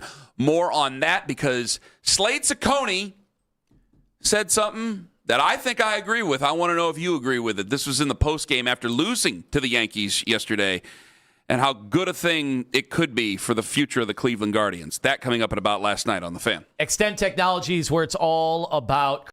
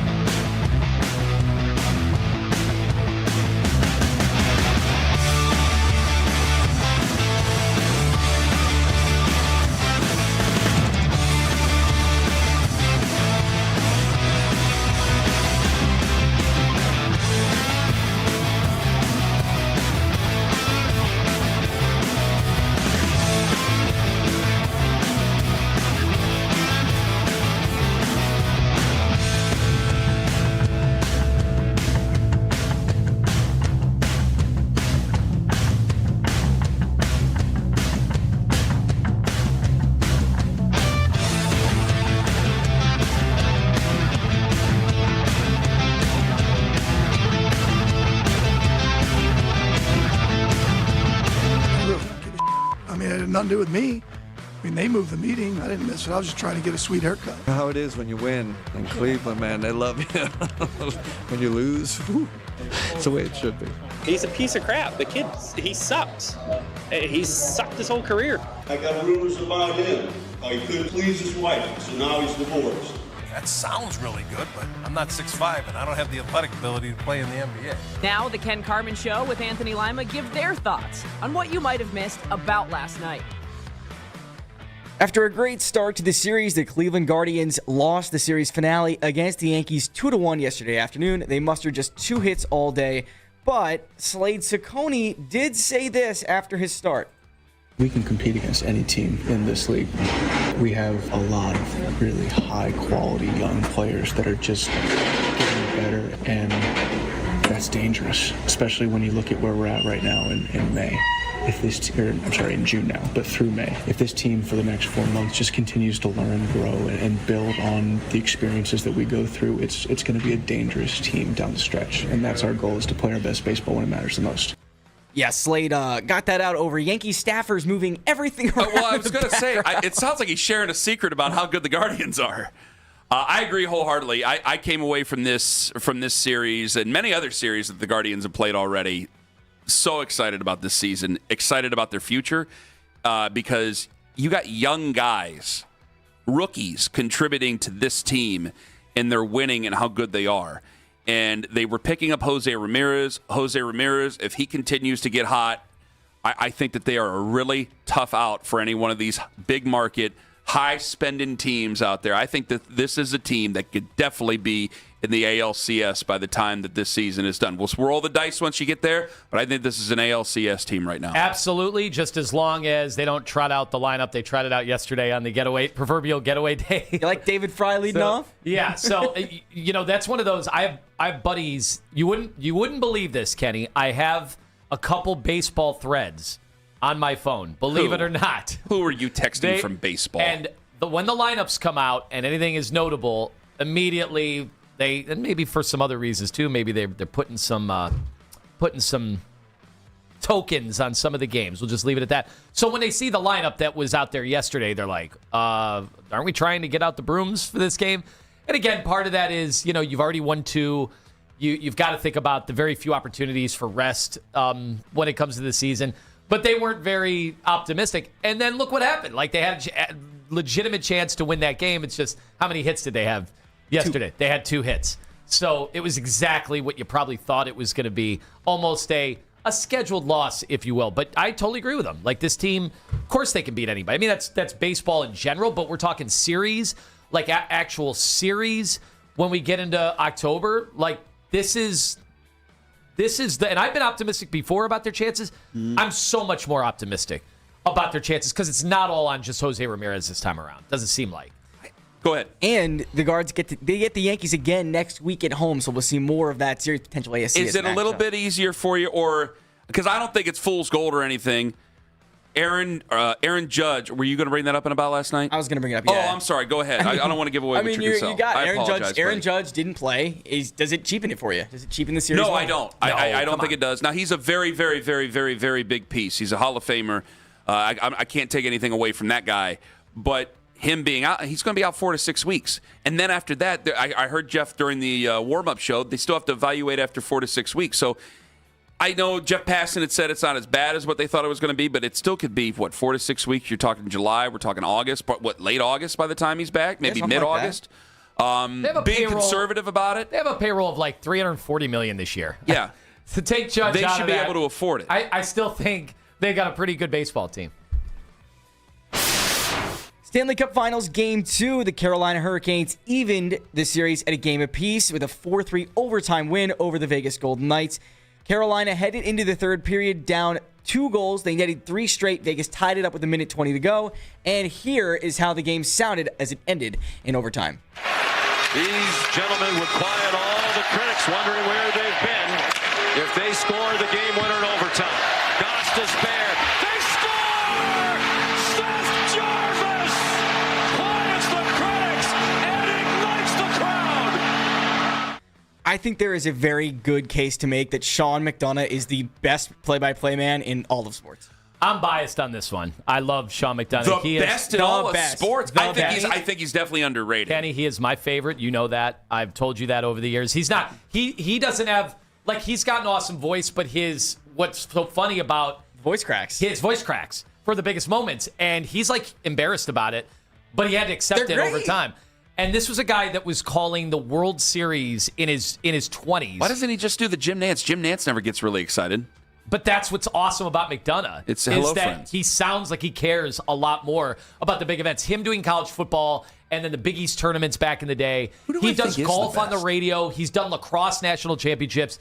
And hockey, Hockey's awesome. the hardest sport to call. I firmly believe that's the most difficult. Do I think maybe Tirico is the best? So Tirico is the most polished of anybody I've ever heard. And he can do everything just like McDonough can. Mm-hmm. He can do hockey. He can do lacrosse. He can do everything. But he doesn't have the excitement levels that McDonough does. I don't know. He gets pretty excited. Now, some people don't want that. Some people hate Gus Johnson because he gets too excited. Eric Collins has been a controversial figure over the last few years as his voice has been elevated. People are like, do I want my big games sounding like that with Eric Collins? I felt bad. He's from Cleveland, He's too. from here, and he's been on our show a bunch of times, and I remember I tuned in, and I'm like, what the hell is this? You're like, it's Eric Collins. I go, no, I'm sorry. I feel more in tune to a Stanley Cup playoff and a Stanley Cup final. I was sending Lima pictures a few weeks ago now, because the Stanley Cup playoffs are a long time, of the Flyers-Pens series when I was out watching it in Youngstown. I'm more interested in the Stanley Cup playoffs when it's either an original six team or a cold weather team. Oh. I am just more interested if it were Detroit, Not if Phoenix. it were Buffalo. Does Phoenix still have a team? No, they're the Utah Mammoth now. Yeah. The Mammoth, that can be. There's mountains in Utah. That's a cold state. Well, it gets cold in Arizona, too, in Flagstaff, right? Owen, you've been through that area. Camelback Mountain in Scottsdale. Come on. You never been to Flagstaff? No. Oh, I thought you had. Earlier in the show, one of our hosts said something that I kind of want to bring up right now.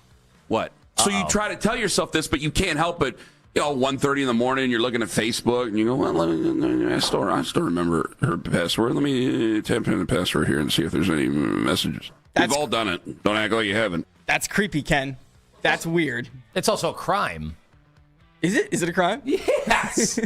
Logging into somebody else's cyber hacking. Private, yeah. I've never done that. You just said that you did. And if it's across state lines, my God. That was your voice, Ken. Never done that. I don't know what you're talking about. You just said we've all done it. We've all done it. I've never done that. Stop it. What? Stop what? Stop it. Stop lying. What? Stop what? Stop lying. Stop lying about what? About snooping on people's Facebook. Come well, on. first off, Ken is guilty of credential harvesting, the bulk collection of usernames That's and a passwords Ken Carman classic. with malicious browser extensions or websites that record keystrokes and or logging into someone's email.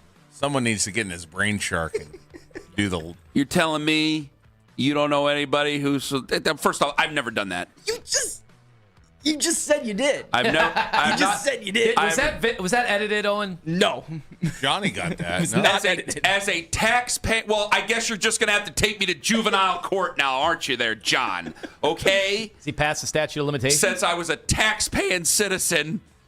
Well, wait a minute. An adult tax-paying citizen, I had to pay taxes Julian back then. Assange show with Anthony Lima. Yeah, what's your problem over there?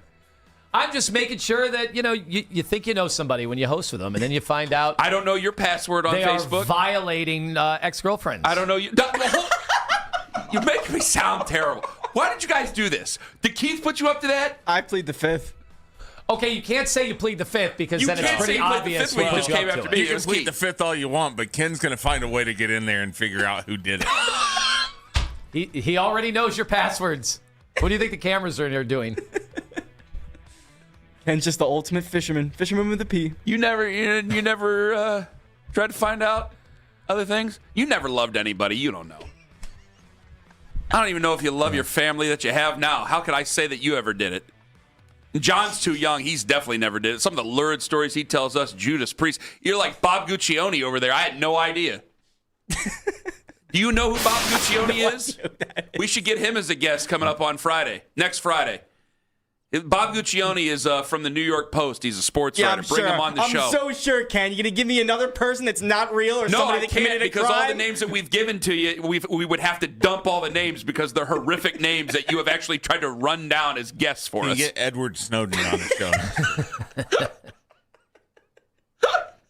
Can we actually say on the air who we told him to get earlier this morning or no? No, I do not. We can't? All right, fine. All right, maybe coming in hot. Oh, yeah. You can guess during coming in hot who we told him to get. What is it? So big shots in Pennsylvania. So we'll just we'll be honest here. Sometimes not that honest. Sometimes we like to send our producers on a wild goose chase for individuals that are either not real people or they've committed horrific crimes or have committed. I had John. Horrible crimes. One day when John first started, I had John looking up Ed Gein, Packers writer for the Milwaukee Sentinel. All right, now, what did we used to do, Kenny? That is another name that people know in Northeast Ohio I can't even use. No. We sent him on that chase. Who was the wrestler that we used to tell Adam the Bull? It was Owen Hart. We used to tell him. And then he acted like John Candy in Planes, Trains, and Automobiles, and I got a bunch of nasty. You played a mean trick on Adam. Keith has to have the promos. We used to have Adam go into the promo room and cut. We kept pushing him back on that. Yeah. Saying Owen Hart was going to be on. And he sat there and he got all upset with us over it. It's like, well, you got Google. You could look it up. And then he's sitting there. That's it for about last night. I'm getting messages from elderly women going, "You're mean to Adam. It's not nice to do to him." When we tell people we have like a dark sense of humor, doesn't everybody to some extent? Mm-hmm. Nobody plays tricks like that on your coworkers. Come on, gotta have some fun. Thank you. Sorry, I got a text about last night. Trick on me right now. I got a weird text about the Stanley Cup final. Coming up at 9 o'clock, Daniel Oyafusi, real person, nice man. He will join us coming up at 9 o'clock. That wasn't one of John's wild goose chases. Coming up in 5 minutes, guys, I know you thought it was all over. I'm sorry to tell you, a baseball guy helped the Browns make the Myles Garrett trade. Next on The Fan. This is an Odyssey.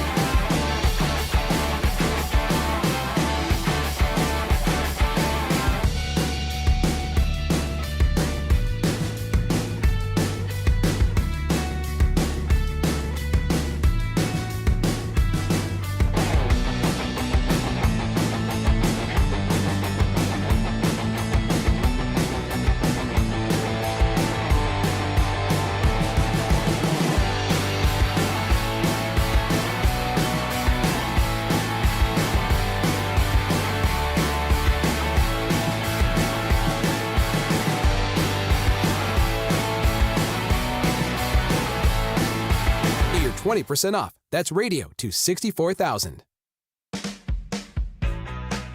We made a trade with multiple players and picks. And usually when you make these trades, you're completely trading off present for future.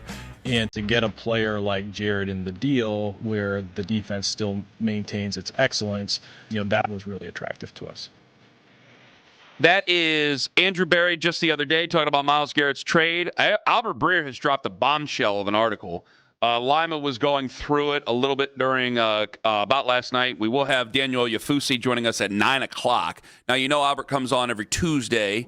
He was on earlier this week, but there's an article here that is some really strong stuff from Sports Illustrated. Lima, I know you parsed through some of this stuff. There's a lot of questions I think we have to ask about how this trade went down. He takes us inside how the trade went down. There's a lot of stuff in here. Go ahead. There's all the background you could ever want, and that's why we love having him come on the station on afternoons, weekly, throughout the year, because he clearly has more of a nuanced understanding of this deal. And let's be honest, if you've heard Albert Breer over the last 6 months to 3 months, he's been a little coy. I think he kind of knew, right? Like you could listen to him, and he never shot the trades down. And if anything, after every time he came on, I was like, Myles getting traded? Anyway, he had these details that Garrett's exit meetings with the Browns aren't the same as with other players. Talk about the end of the year, those famous exit meetings that they'd have. Mm-hmm. The 30-year-old is a limited partner brand ambassador for the Cavs and has shown an interest in investing similarly in European Soccer Club. He very clearly has an understanding and a passion of the business end of sports, so much so that the end of last year, Garrett would meet with Barry on Tuesdays, and Barry would take him through roster planning to show him how teams are really put together. So Tuesdays with Barry, apparently, in the offseason. And then he said, as such, his meeting at the end of 2025 with Barry, as it is every year, dove into the team's plans for the year ahead. Barry laid out free agency and the draft would look like, how the Browns plan to address their holes, and this year how they'd attack their coaching search. This year, unlike last year, when Garrett asked to be traded, it was full speed ahead for both the team and its star player, because the team and their relationship with Garrett handling at the end of the partnership was always going to be a crucial piece of the puzzle. So what do you make of that, Kenny, that he's saying full speed ahead? How long ago was it when they were meeting with each other? Was this before he signed a long-term deal? Was it right after he signed a long-term deal? Were they doing this during 2024? Is that in the article? This says I need to know at the end of the 2025 season. At the end of with Barry. At the end of just this last year? The end of the 2025 season. So they've been meeting on Tuesdays? Yeah. What, through Zoom? Yeah, probably, since he's not in Berea all that much. But yeah, they're having those meetings. They're talking about roster construction, and so to me, it kind of reinforces. I thought it was during the season. I beg your pardon. Well, to me, it kind of reinforces, Ken, that he didn't have to ask to be traded this time around, right? Like we wondered, did he quietly ask because he didn't want a PR hit again? No, it was just obvious, right? They're talking about the offseason. They're talking about the runway for a rebuild and a pivot from their current. Their core, and I think it becomes obvious, does it not? Like, I don't think Myles is blindsided by this at all, is what I'm saying. Like, he didn't have to stand on the table and go, I want to be traded again. Like, they already knew what he thought the year before. And what had changed? Another bad season. Right, Were they any closer to having the quarterback of the future? No, because I thought at first when you told me this, because I haven't got a chance to really look through it just a little bit here. When you told me that they were meeting together, I wanted to know if that was after the 2024 season. I'm like, oh my gosh, he's asking for a trade publicly, and they're meeting together every Tuesday, and we're going through this. I mean, good God, how much of this is a dog and pony show? Well, but also Andrew had said, that he had laid out, and Myles said they had laid out what the future was going to be, when he signed the contract. Oh, okay. And that he had to be comfortable with all of that. So they laid. So when they laid out a big deal, they laid out what the future is going to be, right? Is what is written in the article. So what did they tell him? Because there is the very famous interview that he did. Actually, I don't know who it was with. When they asked him about the quarterback situation, and he made the face about looking for a quarterback, and they ended up not really doing much except for drafting Dylan Gabriel and Shedeur Sanders. What exactly was said? Like who? I want to know who they were pursuing then. Were they pursuing somebody actively? Well, who were some of the veterans? Didn't get out I remember there? the Kirk Cousins stuff. But what would when he was at Chipotle? That was considered a bit. Who would they have went after that would make Myles Garrett make that face and act like that? unless he's just playing his own game of poker, which is a possibility. And who are the guys that, Daniel Jones switched hand, but nobody thought Daniel Jones was going to have the success he had early in the season. Daniel Jones wouldn't have made him do that. No. We got to find a quarterback that would have made him do that. The only one I could think of that would be it's not realistic. Well, the only one that could have been the only one I could have think of that could be realistic, and I know Bruce has been ripped for this. It would be Dak, but you would only be able to trade Miles for Dak. You can't make those deals add up with the money. You couldn't do a team. Like Miles could at that time with Miles' contract at that time, if you were trading for a quarterback, like the only person you could trade for realistically was Dak. It was never happening. So who was he so excited about? Maybe he was just acting. I have to assume he was just acting because I don't know who would we have been excited about that was any bit realistic whatsoever. Unless we find out something later, then we have the right to new information, as you always say. Him being interested in this, there's a couple things. One, I mean, that's clear leadership. So he definitely knew that something was in here. That's why he didn't come to OTAs. I'm going to take that from this article. He definitely knew something was afoot, or he knew that they were going to try to do something afoot or make something happen. And that's probably why he wasn't at OTAs or any of the other stuff. Barry told him, according to some of I thought it was Mary Kay that had it, or maybe Barry had talked about it in his press conference, that also, he had kind of told Miles, like, let's pause here because they had to finish the deal. They had to finish everything. So what sense would it make for him to come? And then, there's the golf outing and all that when they're completing the trade. He could show up. He could be, God, if he got hurt on the field or something like that. I mean, good Lord. Because anything crazy can happen. We've always heard of it. You wouldn't want to put him at that risk. Did he know he was getting traded then right when the season ended? I'm asking you more questions. I think the arrow is pretty clearly pointing in that direction. He's not talking to Todd. If he's not talking to Todd, so was he in meeting? There's nothing here about him getting upset with the franchise at all? Nothing? Well, they talked about the coaching search. Okay. We all know who Miles wanted. Yes. It wasn't Todd Monken. But I think a lot of people are wondering if that's the straw that broke the camel's back, because Zach was on with us, and Zach said if Jim Schwartz would have been made the coach, he would still be here. Now, I don't think it was just because Miles was happy or unhappy or would have been much happier with Jim Schwartz. I think what he was thinking is they would have kept things status quo. Miles would still want to be here, but they would probably still think that they're going to be a competitive football team, and they would have just kept things going. Yes. I don't know. Yes. But, it's also interesting. So they went over the details. Breer, in his piece, went over the details of the 2022 trade request from, not request, but the negotiation that there wasn't much of one, but what the Rams were offering in 2022, and it was, I think, a couple of firsts and change. But what was important about that fact was, and maybe this is that there was no real auction or anything like that. Like, Andrew Berry trusted the Rams because that never got out. So he knew he could resume talks again or have real talks this time. And if things fell through or whatever, he didn't have to worry about that getting out or anything. No. So I thought that was important. Also, Miles had a final summit with Jimmy Haslam after the trade was done. He went to his house, and they hung out and talked about old times. Maybe then we can finally find out what happened with Mason Rudolph. Maybe Jimmy knows. But I thought that was interesting. So this didn't end on some horrible note between the team and the player, and scorched earth afterwards, and Miles is going to dump all over Cleveland and the Browns after the fact. Like, we will parse through his press conferences and stuff, and he's going to say things like, I'm on a contender now. And people will take that as he's slamming Cleveland.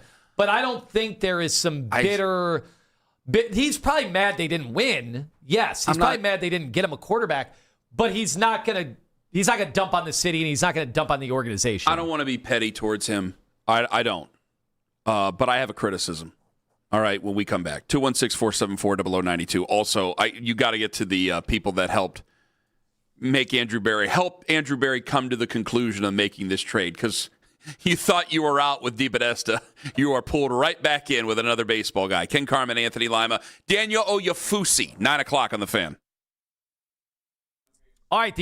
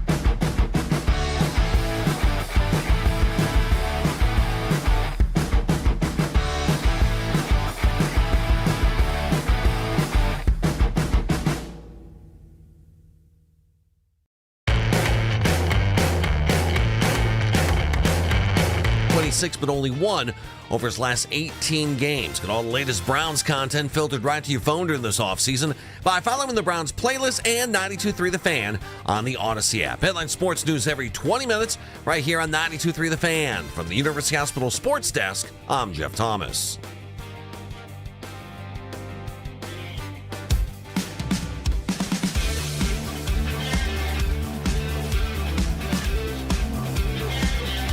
Daniel Yafusi, 9 o'clock. Albert Breer has posted an article. It's lengthy. And this is inside the Myles Garrett trade. Inside the Rams and Browns 2-month negotiation over the Myles Garrett trade. Albert Breer explained it, and it goes into great detail. Now, you said that he has a think tank of people, Barry does, according to this article?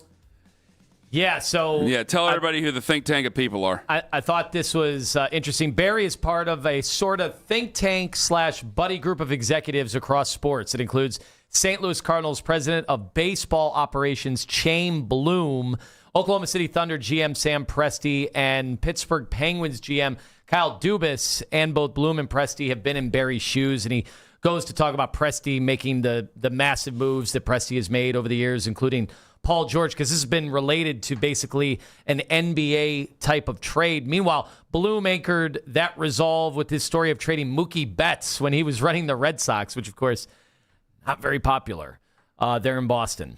No. But he had people that he could commiserate with on trading, a face of the franchise and a landmark player, and certainly, in this case, future Hall of Famer.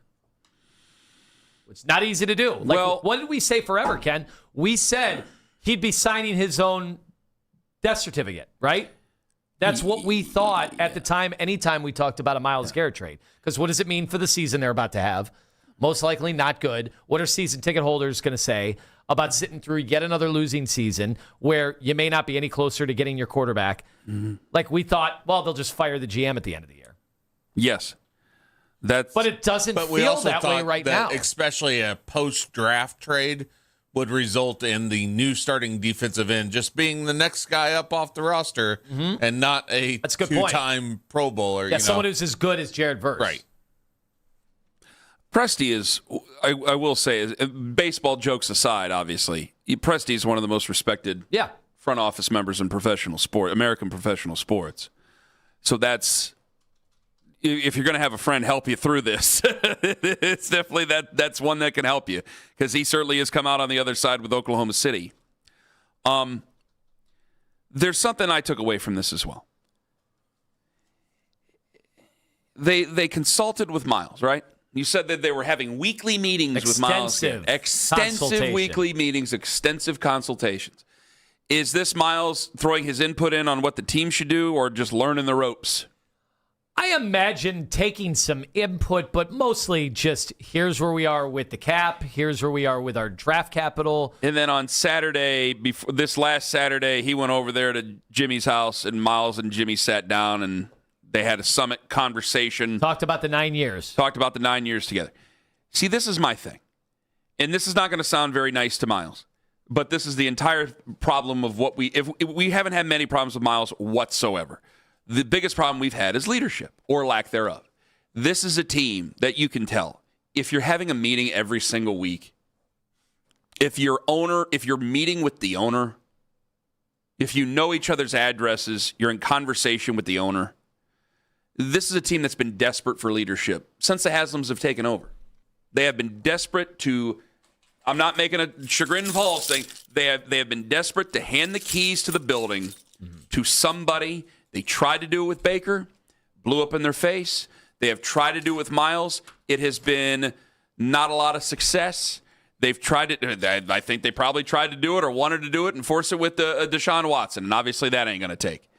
This is a team that's been desperate to have a guy where he is the face of the franchise, and no matter what you do, he makes things better. I'm sure there are problems with the Kansas City Chiefs somewhere. No organization is perfect. Mahomes makes everything better. Jared Allen, go look at what they think of the Pagulas with how they run the Bills during the offseason and the Buffalo Sabres for so many years. Jared Allen makes everything better. And I think that Andrew Luck was that guy. Peyton Manning was that guy for the Indianapolis Colts for the late Jim Irsay. I'm not trying to take a swing at a man who's passed, but obviously they had their problems. And I think that they're looking for their guy. And consistently, the people that they have found have fallen short. And Miles is a tremendous player. He's obviously a first-ballot Hall of Famer. Again, he's not a bad person whatsoever, but he's not that leader. He's not that guy. And when I see the pictures of him, I react as a fan. I react viscerally towards it. It does make me feel a little bit better that he was a part of all this and that there wasn't anything ugly. He's not going to take any shots at Cleveland. We got a great player back in Jared Verse, who I don't want to waste his time with this organization. There are things here that has made this better. It's not just it's a consolation prize because you don't have the first ballot Hall of Famer on your football team. You've admitted to the entire world that if you felt you were going to be that good this year with the quarterback room that you have, you would still go, we have the better player in Myles Garrett. We're not moving off of Myles Garrett. Thank you for the offer. Goodbye. You've admitted to the entire world you don't think you're going to be that great. I can deal with all that. They haven't been that great for a long time. We've had a couple of fun years, and maybe this year will still be fun. Crazier things happen, right? But they've admitted they haven't been good for a long time. I just want it to mean something. If you're not going to be good, make it mean something. And I do think that they have made it mean something now where it's like, hey, we got Jared Verse, we got another first-round pick, got a second-round pick, third-round pick. There is that little poison pill in there that if they ended up trading Myles Garrett to the AFC North, we get another 2029 first-rounder, which obviously ain't going to happen with the Rams. But there's other little things in there that help you deal with this. And that's fine, just as long as we get to where we need to go. But that is always going to be the major criticism of Myles Garrett, is that you never took the mantle. You had say-so in the mantle. Go back to the Mary Kay Cabot article in 2022 about Baker Mayfield and basically a him or him situation, me or him situation. You flirted with taking that mantle. You never really did. And that's what I need. That's why I've been so adamant about this. And I'm glad we got a guy like Jared Verse back, because if we only got picks back, I think it's a gut punch to the rest of the team going, well, they must not think we're going to be that good at all this year. Well, he can come in there and he can rally them and circle the wagons and get things going in a better direction. Because my first thought was when they were going to trade him, this is a 3-win football team. If that, this is not going to be good. And then you get Jared Verse back. It's like, okay, let's relax and let's go a little bit further now. That's where I'm at. Yeah, It's kind of eye-opening. Like, you wonder what other players, and again, they're not as good as Myles, but other players on the football team, did they know that Myles was basically meeting every single week with the GM? Now, maybe does it make you feel better about this whole situation reading this? Does it make people who are hearing this for the first time, does it make them feel better about this situation? 216-474-0092. Does it bring you closure to the entire situation? It's like, yeah, let's get going with Jared Verse, guys. Well, again, Myles was not kicking and screaming to get out of here, so that's clear. I also don't think he had to. So I think if they're meeting every single week about the state of the roster, and we know what Myles said a year ago, and Andrew Berry certainly knows because he was there, and Jimmy Haslam knows, like, come on. Yeah, I want a new contract. I also want a winner. I want to play for a winner. That's why he's smiling ear to ear now with the new uniform on in L.A. Like, well, because he's really got everything now. Yeah. And you know what? He's earned that. Has he not? Don't we think that over time the players kind of earn that? Like, it's been 9 years. Can I admit he's been something? With the Browns. If I were him, if it were me, like, this is right here. This is all I know. I'm very happy being here. This is me. And I'm smiling ear to ear, and this is a dream.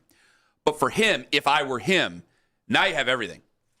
And as a fan, I don't like it because I'm still back here, and I know that I have work that you don't get to share in that success. My team has work that we need to do, but if you're him, you're sitting there going, I'm going to get a new contract, and he just got a new contract, or he gets hired. He's going to make like $40 million again this year. He's going to get 37, and he's got the new contract with the Rams, which you knew that was going to be part of it no matter what. You're living in L.A., you have your girlfriend, fiance, girlfriend. They live in L.A. They're probably going to move in together in L.A. You're playing for a winner. I mean, you got everything you wanted. It's everything you wanted right now in your life. Me as a fan, knowing that we have a lot of work to do, and the players that we want to do, we have some good players here, but the players that we want to help us really compete are not even in an NFL uniform yet.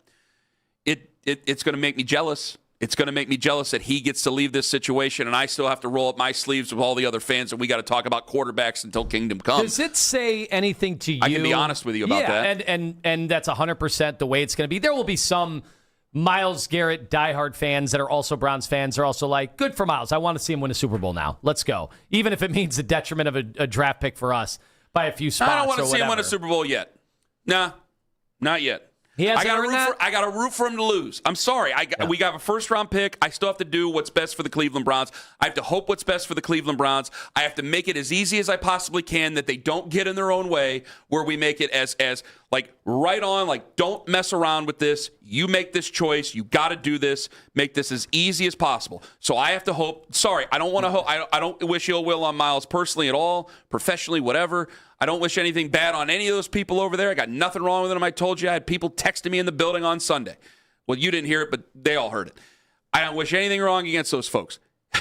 I just have to hope they lose this year. Well, if something happens, see what happens next year and the year after that. But this year, I got to hope they lose. If something bad, befalls, I don't want bad things to happen. Matt Stafford, that helps the Browns. I just want them to lose. So it hurts Myles, but helps the Browns. The other thing here is that it just came to my mind. Like, I think people want to dump on players out the door. We do that. I've done that. We kind of did that earlier in the show. We started talking about Myles showing up at OTAs. No, I just told truths of it. One, I will stand by him over the Mason Rudolph thing to kingdom come. But the other thing is I don't want to have any more dinosaurs and cupcake celebrations over signings. We're grown adults here, for crying out loud. But it's what every fan does. I'm not judging. It's what we do. The minute you're not a Cleveland Brown anymore, whether it's your choice or someone else's choice. I mean, heck, people were mad that Joe Hayden went to the Steelers. It's like, well, the Browns said they were done with him. So Joe Hayden gets to go where he wants. Yeah, I could always understand that. And a team wanted him, and then he actually had a Pro Bowl year, I think, or pretty close to it with that team. So I do find it interesting how things ended with Baker were as bad as can be. This, I mean, the owner. All right, you got to go over that again here now. Let's hear you. The owner had Myles Garrett in his home in Bracknell to have one final powwow about, hey, probably let's drink some champagne to your new career, and we're moving on, and what a career it's been here in Cleveland. And the fact that they had given him, I don't know if it's a say, but they certainly used him as a sounding board about the future of the team, and they kept him apprised of all that. How many players in the league get that kind of treatment? Compare that to Baker, who is the quarterback. Quarterbacks are always more important than anybody else. And what do we always say? Man, what's more important, having a Myles Garrett or having a quarterback play at the level when he was at his highest that Baker Mayfield was playing? It's the quarterback. But yet think of the divorce with Baker compared to this. The Browns seem like they want to be buddies. They don't want angst. They don't want a bad feels out the door. It does make me also think that Dan Lobby might end up being right about that. Like, okay, if he does go to the Hall of Fame, and maybe the Haslam's are paying for when he goes to the Hall of Fame, the Haslam's are paying for the party, and he does go in as a quote-unquote Brown. Does this not seem amicable? It like, does. Not for Todd It really Monken. does. Todd Monken's probably annoyed, like, man, I don't get this great player, and he was never going to be a leader. You get a really good player back, anything. though. You get a really good player back, and then you get to preach everything you want, because we can always be over here because we're looking at it from the big picture. He can get everybody in a room and go, he don't want to be here. We got guys who want to be here. Let's get going. Yes, that was the past. This is the future. We're in this together now. We got to go. In the words of Kevin Stefanski, he's not going to quote Kevin in front of him. We want volunteers. We don't want hostages. That's what you're doing. So the Baker part to that. I mean, we can go over that corpse over and over and over again, but it was a bad ending. We have to admit, it was an awful ending. It takes two to tango. Obviously, I don't know how anybody misses that there was culpability to go around, all sorts of culpability. But you just notice the way this is being told, and what Albert Breer has in terms of his information is the Browns are not kicking Myles out the door. You're not going to see social media posts denigrating him. They'll be happy about Verse, like they're going to go and proclaim him to be the next star, and he's already a budding star, and that's fine. You would do that. He's a new guy in the team, but this is feels a lot different than the Baker situation. 216-474-0092. I want Daniel Yafusi to comment on what he thought of this coming up at 9:01. Also, are we calling it a comeback? Because after this trade, you saw who got first team reps the other day. And that is going to be significant for a lot of folks. Ken Carman, Anthony Lima, coming in hot. 9:45 on the Fan. It's Anthony Lima for Mentality Health. Unlike the online-only service.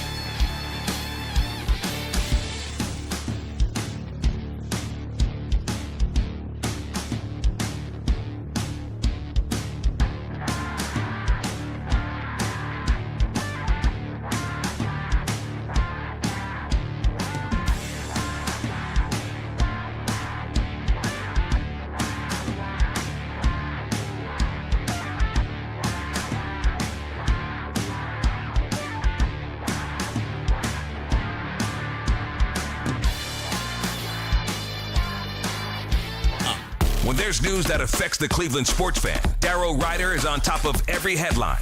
Listen to his reports on the station with the most local sports talk in town. 92.3 The Fan. Powered by Scheiben Jewelers, Cleveland's premier jewelry store.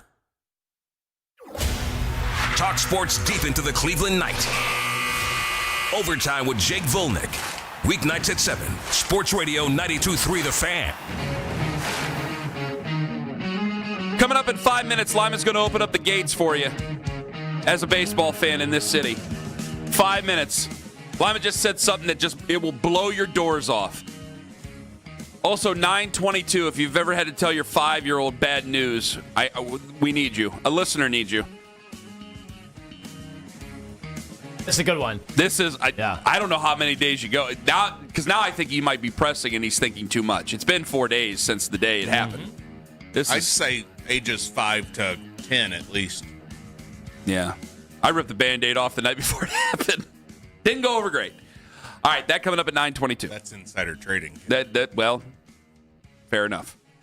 I mean, you guys have accused me of committing other crimes during this show today, so what the hell? Coming in hot. Racketeering. I was a juvenile when that happened, though, so you can't, whatever. Statute of limitations.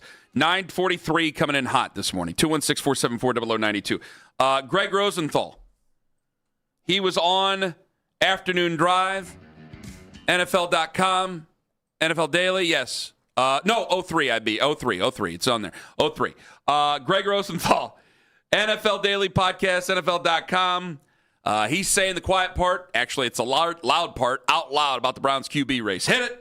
I don't want to see Deshaun Watson play football. And again, I'm sick of it. I'm sick of the case being made that now it's going to work when just the evidence is completely to the contrary. Even throwing out everything in terms of the sexual assault allegations and the suspension, I just feel like he's a sunk cost. And I'm rooting for Shedeur Sanders in that battle because to me, it's just going to be more interesting to see Shedeur with a fun, I think, young core of players. I like Casey Concepcion a great deal. I loved what I saw when Judkins was healthy a year ago. The offensive line we'll see, but it's at least on paper intriguing. So to me, that's just from a kind of layman's point of view of someone who's doesn't have skin in the game. Like that's a more interesting team to watch. If it doesn't work out, then they'll be looking for a quarterback next year. I do believe that Todd Monken will be fair, so that's why I will take his decision. I will accept his decision. If it's Deshaun Watson, fine. But Greg Rosenthal he must have been listening to the show over the last 3 months because that's exactly that's exactly what I want. I think you seem to want the same thing. I don't know. You have not brought up, as a guy who championed the trade, you have not brought up anything about wanting to see Deshaun Watson as the starter of this football team. And it's funny because if Deshaun Watson started and actually lived up to the billing, which nobody really thinks is even on the table still, at this point we're just praying if he started that he could even be like average, right? Mm-hmm. I've lost all hope that he's the guy that I desperately wanted way back when, but you haven't heard me even want him to start. Like I'd rather have Shedeur. And it's basically for all those reasons. And me as a fan, I want it to matter for some way because even short term, you could try to say veteran. Okay, that's why I will accept Todd Monken and I won't start screaming about it. Unless this continues into training camp and you see one guy in preseason look way better in that Shedeur Sanders, then I guess we're going to take off our gloves and get mad at each other over this. But if he decides that he's making his decision and he wants to go with the veteran, fine. But if it comes down to me looking at just what makes the season count for something, it's like, yeah, you do the second-year guy. And I'm not talking about Dylan Gabriel. I think it's best for everybody involved with Dylan Gabriel. They found a way to move on from Dylan Gabriel, and he could find a fresh start somewhere else. It's gotten to the point I feel bad for him, especially yesterday when him and Jared Verse are wearing the same number for crying out loud, or 2 days ago. I felt bad for him. I want this season to matter in any fashion, and that means to me that Shedeur Sanders is the starter for this football team. Now, I don't want him to be entitled. I don't want him to be handed the job. I want him to earn the job, and I think if he's close, I think the tie goes to the second-year guy. I'm with you. That people don't remember nothing but terrible football and what could have been when he hits the field. I don't think there's anybody out there. I know people get on the internet and they get annoyed by Shedeur Sanders fans. I can't deny that annoyance from Browns fans. But you're telling if he throws a bunch of picks, you'll boo him. You boo anybody who throws a bunch of picks. But we know we've been through this, guys. Deshaun Watson hits the field week 1 or week 3, their first home game. Is it really that big of an excitement level? Are you really clapping? Are you really going nuts? Shedeur Sanders hits the field. You're going to hope for something. Yeah. You're going to hope for something. Yeah, and that first 3 and out with Deshaun Watson is going to be met with big-time boos. Wasting our time. With Shedeur, there'll be some boos, but it's not going to be anything like that. What did you make, though, after this big conversation we had about Todd Monken, Deion Sanders, of which we both agreed you wouldn't know that based on the comments of the video that got put up. People thought we were either going after the quarterback or his dad, or it was the opposite. They thought you were too much a fan of. It was very bizarre yesterday. Very bizarre day. I think people have gotten in their camps and they. Sure. Yeah. 100%. It's basically politics. But what did you think of Dabo Swinney and his staffers? Deshaun Watson's head coach from college, showing up at OTAs yesterday. I wanted to do a champion's pose is what I wanted to do. Because the whole argument was, this guy's a helicopter dad. This guy, I heard it all yesterday. I got taken through the gamut yesterday on the internet. And I get it, guys. I know that much has been made of Shedeur Sanders, and not very many of us at all. I would say 90+% of Browns fans feel, myself included, that your future quarterback is in college. But as I can't do that right now. I can't fast forward to 2027. I'd much rather see Shedeur play. But that being all pointed out, I just want to be fair to every different conversation. And just because, if I felt that Shedeur was an entitled, spoiled brat, the way that some people were describing him to me on the internet, even if I felt that way, I learned some things from you. I can't let that play into this argument. I can't. As much as I might want to if I felt that way, I can't let that play in. Case by case here. I brought up Jed Fish. I actually brought up Dabo Swinney. I go, Dabo Swinney, if you guys want to talk about the success of the coaches, Dabo Swinney's a 2-time national champion. Came on here and said that Taj Boyd was going to save our franchise. Taj Boyd, who did not even get drafted by us.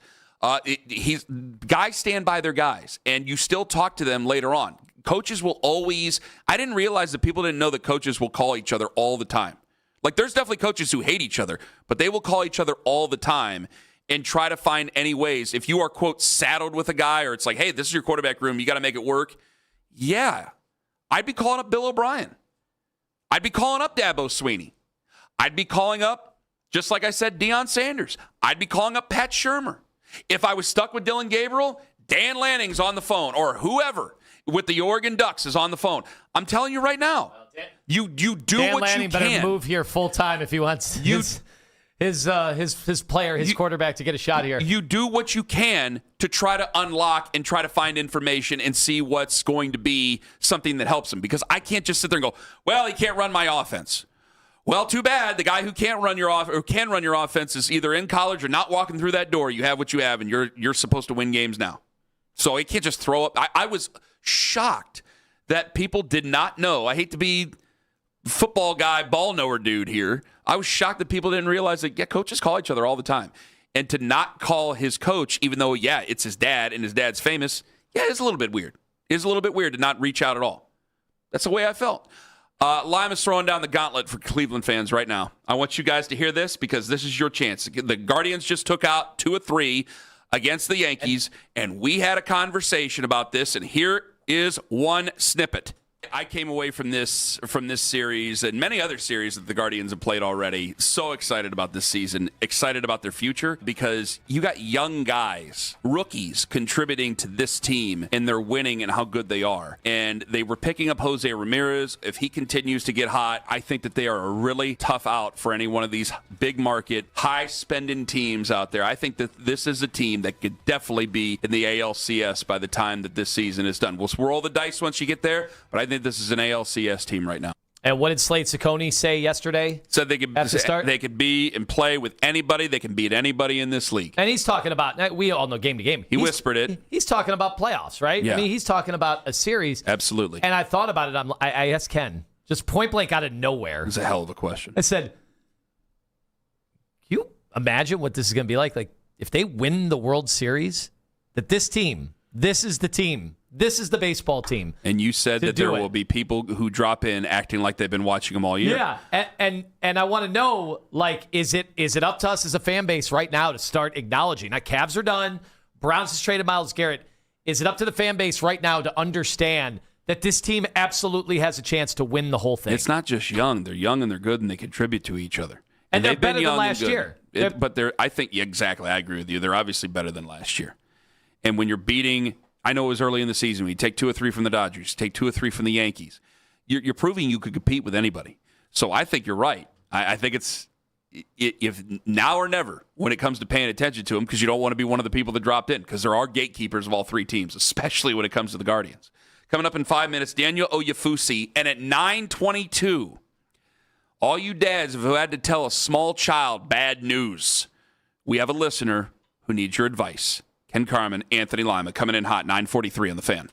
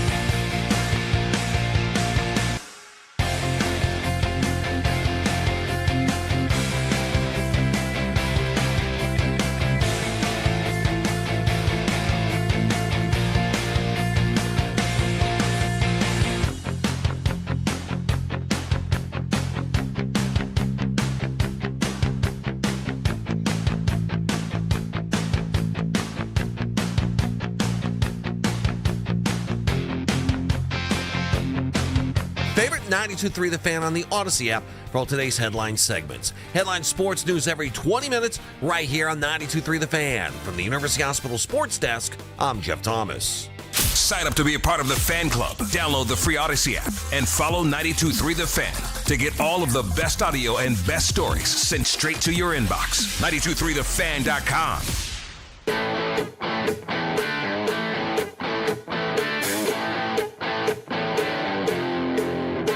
You want to see Dave Chappelle? Well, I got your chance for it. The Pullin' Up Tour, June 16th at Rocket Arena. Tickets are on sale today at noon at rocketarena.com. Enter the word CANDID, CANDID, CANDID, by the end of this hour at 923thefan.com to get registered to win. It's all courtesy of Live Nation. CANDID, CANDID. Enter it at 923thefan.com to get registered to win. You could be going to see Dave Chappelle. I mean, no one's safe. Player hate his ball. From his brand of humor, nobody is safe. He goes after everybody. All right, what do you got? It's an arena full of people, too, so it takes Don't you have something 14, else before we 15 get to Daniel Yafusi? Oh, no, he doesn't. He has it in 20 minutes. In 20 minutes, you have 20 something. minutes. Thank you very much. In 20 minutes, you have something. But stay tuned. I just wanted to make sure. I forget. I wanted to make sure. Yeah, your chance to win something fun is well coming up at 9:22 on The Fan. All right, let's welcome in Daniel Yafusi. He joins us on the Wise Heart Right, We Make It Right, Call Kyle Right hotline. Daniel, thank you for joining us today. Is Shedeur Sanders going to be the Week 1 starter? Daniel, go. Hey, I think he's putting up a good fight. You know, we've all talked about this timeline of the end of mandatory minicamp where Tom Monken will make a decision. But hey, if you go by his comments this week, he thinks he's got 2 starting level quarterbacks, and he said he can't guarantee that he's going to have a defined depth chart or a clear QB1 entering training camp. So the more he talks about it, like I think he's always said that the end of mandatory minicamp was ideal to really have a clear QB1, but he was never going to rush into a decision. And again, if you go by his comments this week, I think this is definitely something that could potentially extend into training camp in late July and August. Is it possible, or do you believe, Daniel, that the Myles Garrett trade actually maybe changed the QB race? I don't think so, especially like after hearing Andrew Berry talk about his perspective about this team, both short and long term. I think that the notion that the Browns are like tanking now or like outright like stripping the roster down and rebuilding, he pushed back on that and added to the fact that like most teams when they trade like a star player, anybody in Miles's caliber, like they're just getting a bunch of picks and assets. But like the Browns weren't going to do this deal without Jared Verse because they think that it still allows them to play defense at an elite level. So I don't think that the Miles trade necessarily, I don't think it's really adjusted maybe their short-term thinking, although Barry did say that like if he knew that they were going to do this months ago, he definitely would have, gone about the offseason in a different way. But I don't think it impacts the QB race or how they see the quarterback situation right now. Daniel, we do talk radio for a living, so we've got to do this every day, regardless of whether something happens or not. So are we overreacting on a daily basis to what happens in OTAs, especially when we get reports that, hey, all of a sudden, more reps there for, the guy that we all thought was going to be number 2 in this quarterback race in Shedeur Sanders, and we all saw the past Isaiah Bond. Therefore, now there's a new number 1 in town. Oh, yeah, we are absolutely overreacting to the weekly OTAs, and I was just thinking about it recently. The media has only seen 4 of these practices. Like, I mean, when the entire team or the team has been there outside of rookie minicamp, like they've had about a dozen of these now, and we've seen a third of them. And the coaches say that when we're not there, like they're splitting it pretty dead even. Like there's days where we've been there and Shedeur has taken a good amount of the first team reps, or he's led the first team offense. And there's days where we've been out there and, Deshaun is leading the first team offense. So like we're honestly kind of putting a bit of an incomplete like picture of the battle because we've only seen like a third of these practices. So for all we know, like somebody could be lighting it up on days that the media isn't there. But obviously, it's part of the job. We got to feed the beast. There's fan interest during this time of the year. And you got to at least, go off of what you see at those practices that are open. Well, Daniel, obviously this is something that we're looking for any grain, any morsel that would lead us to seeing who might actually win this competition. We know what Todd Monken has said time and time again about, be great in June to name a starting quarterback. Right now, if you had a gut feeling, do you think one will be named? Not who, but that one will be named. There will be a number one on the depth chart. Entering training camp? Yes. I do not think so. I know, and really, I think it's my view on it kind of shifted based off Monken's comments this week. And honestly, like, my personal opinion was that I thought that this end of mandatory minicamp deadline was always really kind of weird and arbitrary. Like, I never thought it made sense to name a starting quarterback without at least seeing them with like pads on consistently, without seeing them in joint practices, without seeing them in even like a preseason game. Like, Deshaun hasn't played in 2 years, so to name him the starter and to not see him like when the bullets are really flying live, I thought that was like kind of borderline irresponsible. So I'm honestly kind of glad that Monken is like really, really emphasizing that, hey, like, I can't guarantee that a starter will be named entering training camp, because I really don't think that's even in the best interest of the team to name one so quickly. Has your win total changed for this season after the Myles Garrett trade? Yeah, their win total, I mean, the over under was set at like 6.5. I think, before Monday, I had them at like 7. I think post Myles trade, I probably have them at like 6. Like, there's no doubt that like that's going to be a loss. Like, the defense is not going to get better from trading Myles. The question is, like, how much does it drop off with Myles gone now and Jared Verse filling that role? I think there were already fair questions about the defense even before the Myles trade, with losing Jim Schwartz and replacing him with a first-time DC in Mike Rutenberg. So I mean, you can't increase the win total, and I don't think anybody would say it necessarily stays the same with losing the 2-time Defensive Player of the Year. Daniel Yafusi joining us here on the show. Do you believe, bringing in Jared Verse, we still have the best pass rusher in the AFC North? That's a really good question. I think you can make a legitimate argument. Obviously, the Ravens acquired Trey Hendrickson, but he's 31, coming off an injury that limited him for most of the year. T.J. Watt. I think maybe the age has shown. Myles definitely put some real distance between him and TJ maybe the past 2-3 years, and you have age there. So you could make a real argument that the Browns have the best pass rusher in the league, or not the league, in the AFC North, with Jared Verse, a guy who's 25, 2-time Pro Bowler. They think he could reach another level. I mean, I wouldn't fight you on that if you said they did.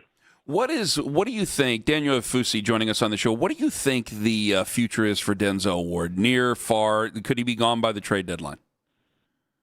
Yeah, that's really interesting. I thought Denzel's future was already. I mean, I always thought it was an interesting kind of subplot and footnote, in the overarching offseason, because he doesn't have any guaranteed money left, I believe. He has 2 years left, but not a lot of guaranteed money left. So if I was him, honestly, I'd probably be looking for a new deal with some more guarantees. He had made comments in the past about, hey, like, I'm here as long as Myles is here, and if he's gone, I might have to rethink things. I'm sure he'll be asked about it at his celebrity softball game on Saturday, and probably next week when he arrives for mandatory minicamp. The Browns, Jeremy Fowler reported that the Browns were a hard no when it came to trading Denzel right now. But obviously, like, if the season goes a certain way and, they're 1-7 or whatever, 2-6, and you got teams calling and, the season's going nowhere, I think Andrew Berry, as he always does, will listen to calls, and he'll listen very seriously. Because, again, this is not just about what's best for the team short term, but what's best about the team long term. And as much as we love Denzel Ward, he is turning 30 with an injury history. So you have to be, kind of opportunistic about that if the season doesn't go the way you expect. Same question, Grant Delpit. And the reason I ask is I didn't even think about him, and then Zach Jackson of The Athletic brought him up a few days ago. So I kind of want to know your thought, your opinion on it. Could he be on the move? Yeah, I mean, Grant's a little younger, so I would think that, like, they probably my guess is that they think of him maybe closer to that young and up and coming core that they have right now. He's really emerged as a leader, but he also has a contract situation that's looming right now. I think he is a free agent after this year or the next, and he's up for a contract. He's definitely up for a contract extension. And he's due for a raise. So that is, again, another interesting subplot. But I would think that Grant, just being a little younger, they would kind of definitely lump him a little closer to that young and up and coming core from the past 2 draft classes, as maybe opposed to Miles or even Denzel. Do you think Todd Monken, when he interviewed for the job, when he got the job, do you think there was ever a thought that he would actually get to coach Myles Garrett? Was he blindsided by this, or was this kind of the thought all the way along? No, when he spoke at his introductory news conference, we heard him say, he will, not infamously, but kind of notably, famously, he said, I didn't take this job for Jim Schwartz. I took this job for Myles Garrett and all the players. So I really do think that, he, anticipated that, Myles Garrett would be on the team for his first year as an NFL head coach. Obviously, things change. Things changed very quickly. But I don't think that when he was interviewing, that was in the back of his mind, hey, I might be taking this job, and the best defensive player in the league is going to be gone a couple months later. I know you've done extensive reporting on this, and we saw this morning Albert Breer had a little more about one final meeting between Jimmy Haslam and Myles Garrett. Is this ending on good terms? We did see him smiling at OTAs yesterday in a new Rams uniform. I don't know if good terms is the best way to put it. I think when Barry said it was bittersweet, I think that was I think that was the best way to describe it. Usually just kind of talking to people close to Myles, he, especially over the past couple of years where he's had this kind of trade request ordeal and whatnot, he really did want to make things work in Cleveland. He wanted to, bring a winner to Cleveland, and he recognized how much more it would mean to do it with this organization. But there definitely was a frustration, over the losing, 7 losing seasons in 9 years in the NFL. So obviously I think Myles is extremely excited. Like you said, we saw that smile. He's definitely excited to join a winner. But I think, like you said, it kind of tears at you to be able to leave, to have to leave because, he had really grown up here, became a man here, really put down roots here, and he really wanted to win here, but he was unable to do so. So it's I'm excited about the future, but I hate that I couldn't make it work, or we couldn't make it work where I was before. Do you think, Daniel, that Myles is already a first ballot Hall of Famer, all that stuff? Is he about to enter a different stratosphere for the rest of the NFL world and in pop culture for the masses, the casual fan? Is that about to happen with all the primetime games and the high stakes, high leverage games that the Rams are probably going to participate in? Yeah, I was just thinking about what this move could mean for Myles. Really, it really is a new era. He just turned 30. He kind of went through his 20s in Cleveland, and now he's entering his 30s, older, wiser, better in LA. Just think about, hey, he had 23 sacks, broke the sack record in Cleveland on a losing team. What is he going to do for, the Super Bowl favorites? And then off the field, there's going to be, I've already seen, I don't know about you guys, but I've seen Myles in a ton of commercials this offseason with Chloe Kim and stuff like that. Obviously, he's with Clutch, and they do great with branding and partnerships and stuff like that. Yeah, I think, the sky, I think the sky. Well, not everybody can keep that big of a secret. There's no way all those corporations can keep that big of a secret, Daniel. Well, yeah, but it's different in LA, man. It's different in LA for sure.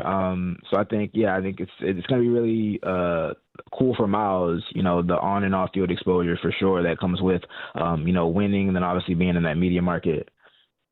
I'm just a simple Midwestern man. I would have no clue. I apologize. Go ahead there, Tone. I think you'd have. I got spots for you in LA. I think you would fit in very well. Maybe Manhattan I was going to go. Beach. We were going to. Liz was going to take me, and then we ended up the COVID hit, and that was it. We'll all go. Daniel, you've been out to LA, right? We can show Ken a good time. Yeah. I've been out to Westwood a little bit. Some here and there. What the hell is West? Is that where UCLA is? That's right? where the Wizard is, or used to be. Yeah, it'd be nuts if he were still there. I'll tell you that right now. All right, Daniel, thank you very much for the time. All the best, and we'll have you again Daniel, soon. did you get a chance to talk to Dabo Sweeney yesterday? Why when he the was hell out do you there? let me try to wrap it up and then you start nice. asking We have more all questions? the old college coaches are going to be hanging out. Sorry, Daniel, I was talking over you, or he was talking over you. Go ahead. What did you say about Dabo? No, I was just saying, unfortunately, we missed Dabo, but hopefully we get to see Dion, in the next month or so. Can I ask you something as a media member? Go ahead. Do you check your mentions? I turned off my notifications a couple years back, but, I peep at them every now and then for sure. Because does it upset you or does it annoy you that it basically doesn't matter what you say about Shedeur Sanders, you're going to get somebody coming in and cussing you out at some point of the day?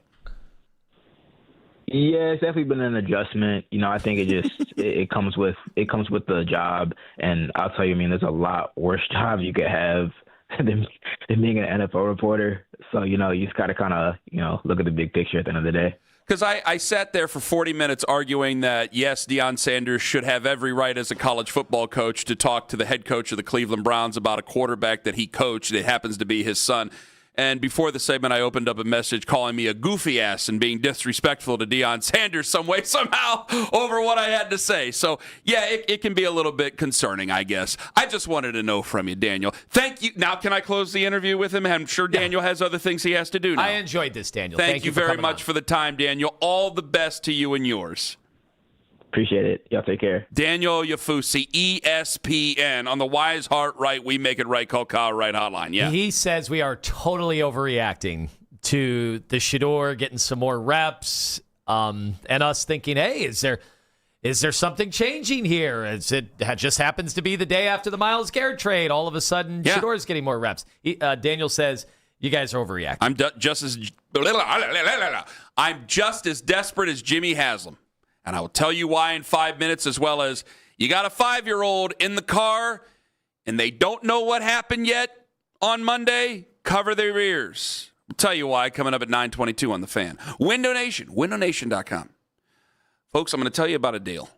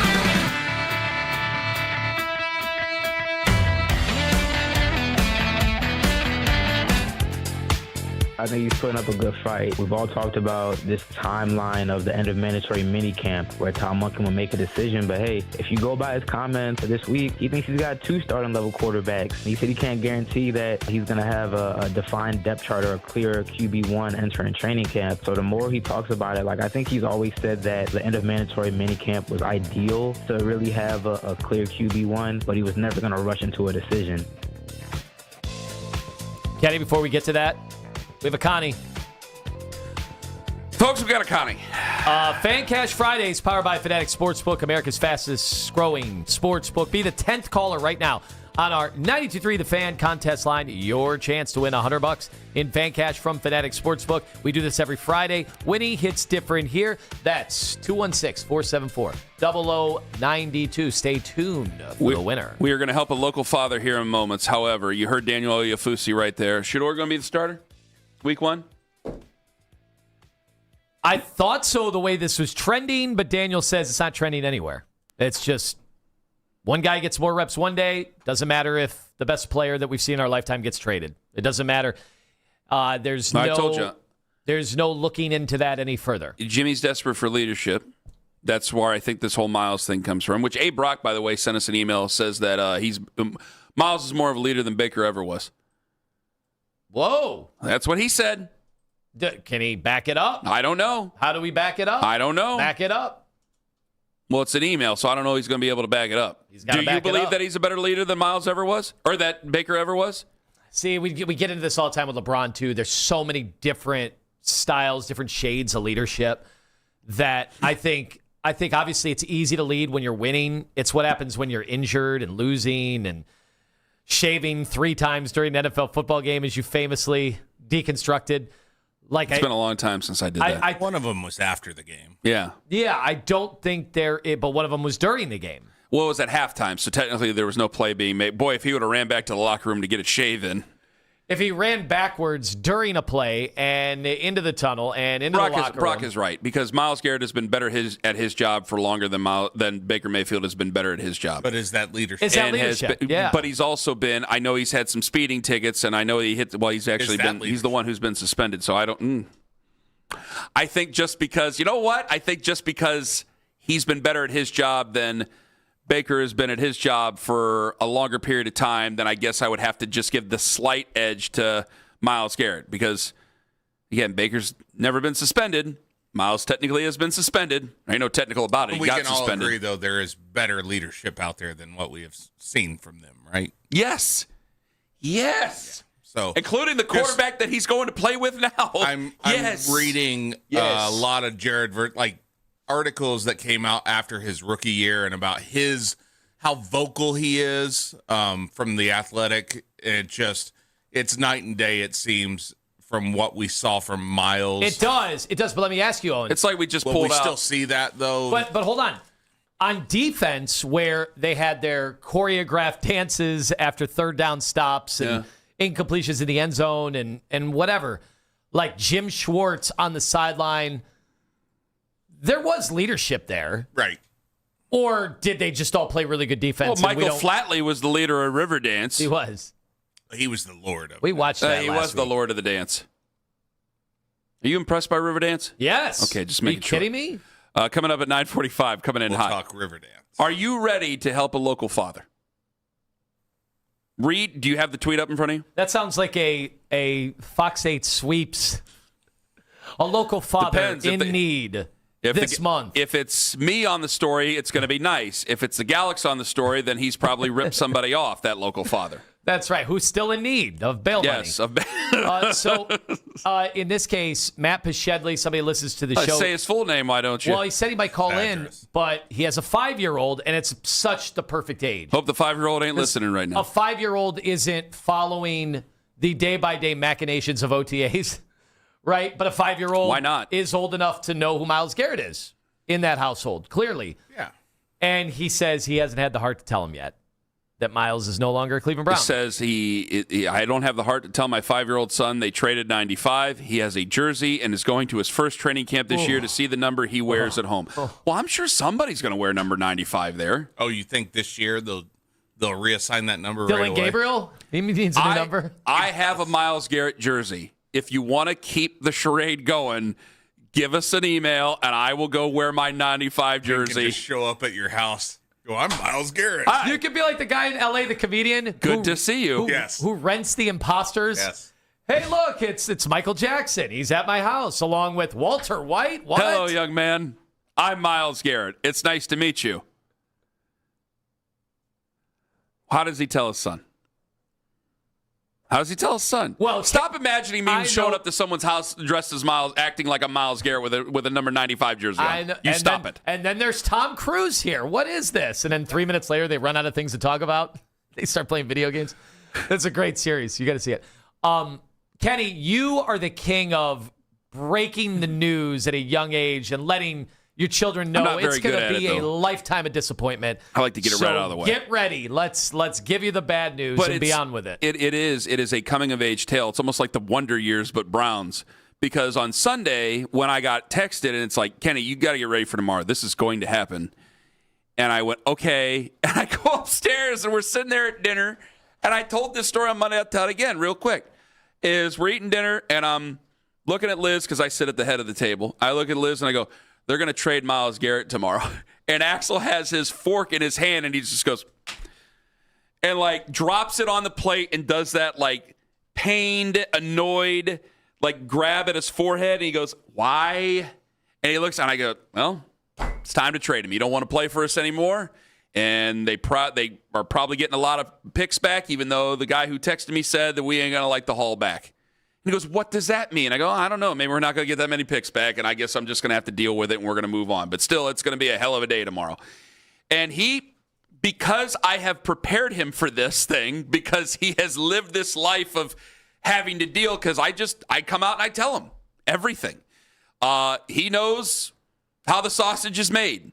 And it doesn't change his thoughts. Like, he still wants him to win. He does not. He's like me. He wants him to win. And he still has that hope, but he also, when you're 11 years old and you're doing the fork drop and you're doing the hand to the forehead, I was actually proud because it's like he's becoming me in so many ways. I hope he doesn't become the size of me, but he's becoming me in so many ways. I think, first off, don't film it. Second of all, because you're using your son's crying for likes and retweets and God knows what. That's what weirdo YouTube dads do. Don't do that. The other thing is you just go ahead and you tell them. You can't wait. You cannot wait until training camp. Don't do that. Honestly, don't do that. Don't wait until training camp and then you get out and go, you're not going to see number 95 here, or the 95 that you see is not Myles Garrett. Because my son met Myles Garrett when he was 4 years old. Axel met Myles when he was 4. Congratulations on all your success. And obviously, number 95, whoever was wearing it, is going to be different from the 95 that we've had for a decade now. And or that we had for a decade. It's going to be looking like the scene from Spaceballs when it's not the real characters. Yes. It's exactly what it's going to be. It's the fakes. And I think that you sit them down, and the questions, I'm sure, is going to be why, and try to be brief as best you can with some of that. Aren't you? You're not thinking about how you're going to break bad news to Mason someday about this stuff? Hopefully, you're a lucky bastard. They're going to be Super Bowl contenders by the time Mason's cognizant of everything. You won't have to do anything. Yeah, we'll be with the Dome. I think we're already invited to the mayor's suite for the opener, so we're excited about that. I think you just kind of put that out there to make sure that your name was thrown in there, but that's okay. How would you do it? Because you know what? It's weird because I'm not there yet where they even understand anybody. I don't even know if they know who I am. So, but they get to an age, you're right. Like, when do you start talking about... You have a better chance of knowing who you are than you knew who your dad. It's also, by the way, it's a different world. Coming in hot, coming up right around the corner. Technically just started right there. It's a different world than when we were younger. There was more of an expectation that... I wonder if I could show up. I haven't seen your children. I bet you could say that. They might even know. Yeah, they might know. One day you'll come to the house. This is Grandpa. One day I'll be invited to your house, too. But when we were younger, it was an expectation that the guys would be around a lot longer than today. Now it's college. It's a new quarterback every year. Yeah. Your favorite college football team powerhouse has a new quarterback almost every single year. That's still not great. But I fell in love with Eddie George back in the day. But I said it's actually reading about Woody Hayes when I was a really little kid, and that guy was dead by the time I was born. So reading about Woody Hayes got me involved with the Ohio State Buckeyes as a kid. I don't know. I think you just sit him down and tell him and say, and I don't want to sit there and go, that's the business, son. Don't want to do that, but sometimes this isn't forever. That's the way it goes. The first time it happened to me was Albert Bell. And I had to ask Dad about Albert Bell, and he just goes, they're offering him more money, and he's got to go. And I go, why does he got to go? He goes, he actually did say, I think that's the business, son. But that's what he said, and we moved on from it. That's the way it went. So I hate to say it. You better not wait until training camp, because he's going to be – you don't want him crying at training camp that Myles Garrett isn't there, because then you got a scene on your hands. Right. But you don't want to deal with that. But here's a new puppy that we can adopt. Do you want to get a puppy and name it Myles Garrett? Oh, you come on. Well, then you have to trade that puppy. For considerations. For 2 puppies. Yeah. Later. For someone who's not as good but is promising. You guys are sick. Because you almost made me think of sick comments to make after that. And that makes us sick. Yeah. Okay. Well, I'm saying 2029, you can go adopt a new puppy. Unless the puppy was traded back to the AFC North in Pittsburgh, then we are going to get an even bigger dog. Oh, you get a full-grown dog. You get full-grown dogs then. God in heaven. That's how. But I did. That's how I told Axel that Sam died. Oof. Sat there on the porch. Axel came home from summer camp. What are you doing on the porch? I go, sit down. I said, Sam is no longer with us. And he goes, oh, you find something better to do? No, I swear to God. He goes, you mean he died? I go, yep. And I was the shoulder for him to cry on. And I said, this is part of life. This is part of what happens, son. I'm very sorry about that. And he cried for a little bit. And eventually, he's a kid. He eventually got over it. Jonah, my 5-year-old, did not care. Didn't care one way or another. Now he's 7 and he still wouldn't care that Sam was dead. Eli was a little bit sad that Sam was dead, but he didn't really care. Liz and I were tore up over Sam being dead. And now it's different. Now the kids get more torn up than we do over the players being traded. I don't know if that helped anybody. It did. It did. I hope so. So what are you saying? Tell this guy to... Well, just like Sam is cremated and sitting in the living room right now in a box, just like my mom's in a box in an office, you can go get a poster of Myles Garrett and put that up on the wall. It's the same situation, right? Ashes to ashes. Dust to dust. Touchdowns to touchdowns. We don't score many of them. Coming in hot, 216. Oh, my God. Tell whoever this is right here, this Chuck, leave them there. Well, we've got 216-474-0092. Coming in hot. I got to take Chuck first before we do coming in hot when we come back. 216-474-0092. Coming in hot. Coming up next. Lima, you got a winner. Go ahead. Yeah, we got Elliot in Vermilion. You are a fan cash giveaway winner. Elliot, are you feeling thrilled today? I know no Myles Garrett, but you are still a big winner of some real cash thanks to the Fanatics fan drop today. Are you feeling good, Elliot? Oh, yeah. So is this like Fanatic cash, like for the website or something? This is the moment you've been waiting for. Clearly, you've been listening the last few weeks, and now you're a huge winner. So I want to thank you for calling today. We'll put Elliot back on hold so he can collect his big check, and we can get excited about Fanatics and Fan Cash. So how is Fan Cash different from what everybody else is offering? I can tell you firsthand, and judging by Elliot's thrilled demeanor, that the other sportsbooks, they fall flat. You don't get an Elliot with real cash. In this case, Fan Cash unlocks the world of Fanatics with unlimited profit boosts, exclusive merch, collectibles, and so much more. Did I mention every Friday, Fan Cash drop giveaways? Oh, the only way to tap in is to download the app and also be a part of it. And also stay tuned to 923thefan.com so that you can be a big winner. Not to mention that they have something the other books just do not offer, and that is fair play. So if somebody goes down in the first or second quarter of football, basketball, whatever it is, you still have your player props protected. That's right. The other books, they are going to leave you for dead. Not the case with Fanatics Sportsbook. So switch to the one that will always give you more to play with. That's Fanatics Sportsbook. Download the app today. Winning hits different here. Ohio must be 21 and older. Gambling problem? Call 1-800-GAMBLER. The Open Road. No limits. You.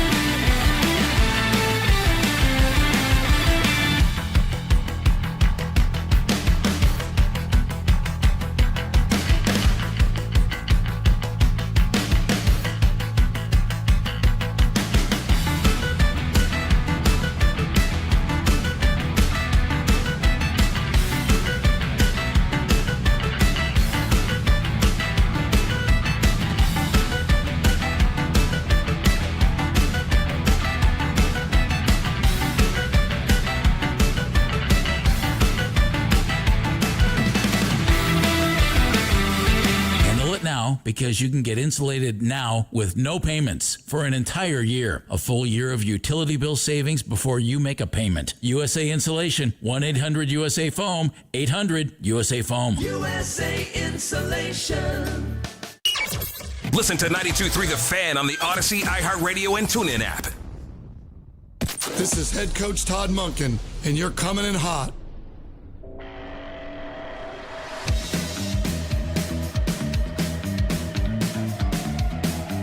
I'm going to take one before we do coming in hot. That's fair. I got to take Chuck and Lyndhurst. Hello, Chuck. Go ahead. Good morning, Ken. You're forgetting, I hope not, the families out there that want to point their kids to the positive attitudes of examples that some of these players are setting, and not the negatives. Like a lot of us haven't forgot the helmet swinging, the reckless driving, the arrogance that he's shown. A lot of them are glad that Garrett's gone. There's positive players that the parents like to show their kids, like Bernie and Brian Sipe and Nick Chubb, other sports like Alexis Arguello, Floyd Patterson. Those are positive attitudes and examples that they want to show their kids. So there's a lot of us out there that are glad the guy is gone. Wow, Chuck and Lyndhurst. All right, thank you for the call. I can tell who Chuck likes. Got his opinion. And my 12-year-old really loves when I show him those Brian Sipe videos. He goes, "When's the last time he played, Dad?" And I go, "When I was -2." That's a good point. Feel bad about that. Now, what if Jared Verse gets a speeding ticket? Lock him up. He's never going to be as fast as Miles. Stop it. Do it. All right, Cleveland, it's time to get whatever you want off your chest. Cleveland, you're coming in hot. The phone lines are open now. 216-474-0092. Please keep your comments within the boundaries of good taste. Hello, you're coming in hot. Oh, I wish I were an Oscar Mayer Wienermobile. That is what I'd truly like to be. Because if I were an Oscar Mayer Wienermobile, I'd call off King Carman and everyone would be in love with me. It's very good. Quite good. Thank you very much. What did you think of that one? That's good. Hello, you're coming in hot. Bye, Miles Garrett. Girl, it's the way you sack the quarterback. Sing it with me. Bye, Miles Garrett. You're 95 candles in the wind.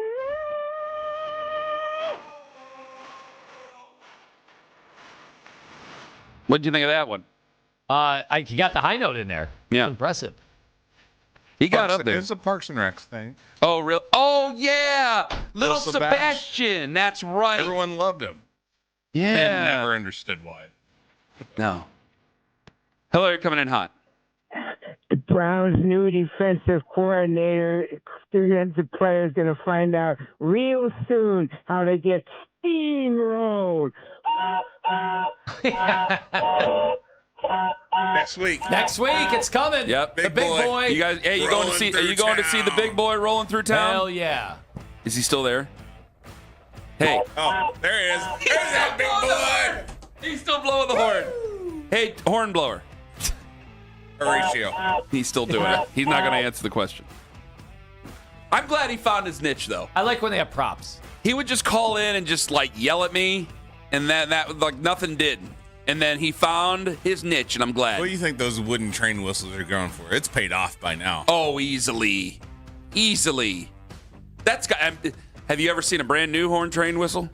No, you haven't. So I bet that's been to a Cracker Barrel in a while. Yeah. That's an heirloom.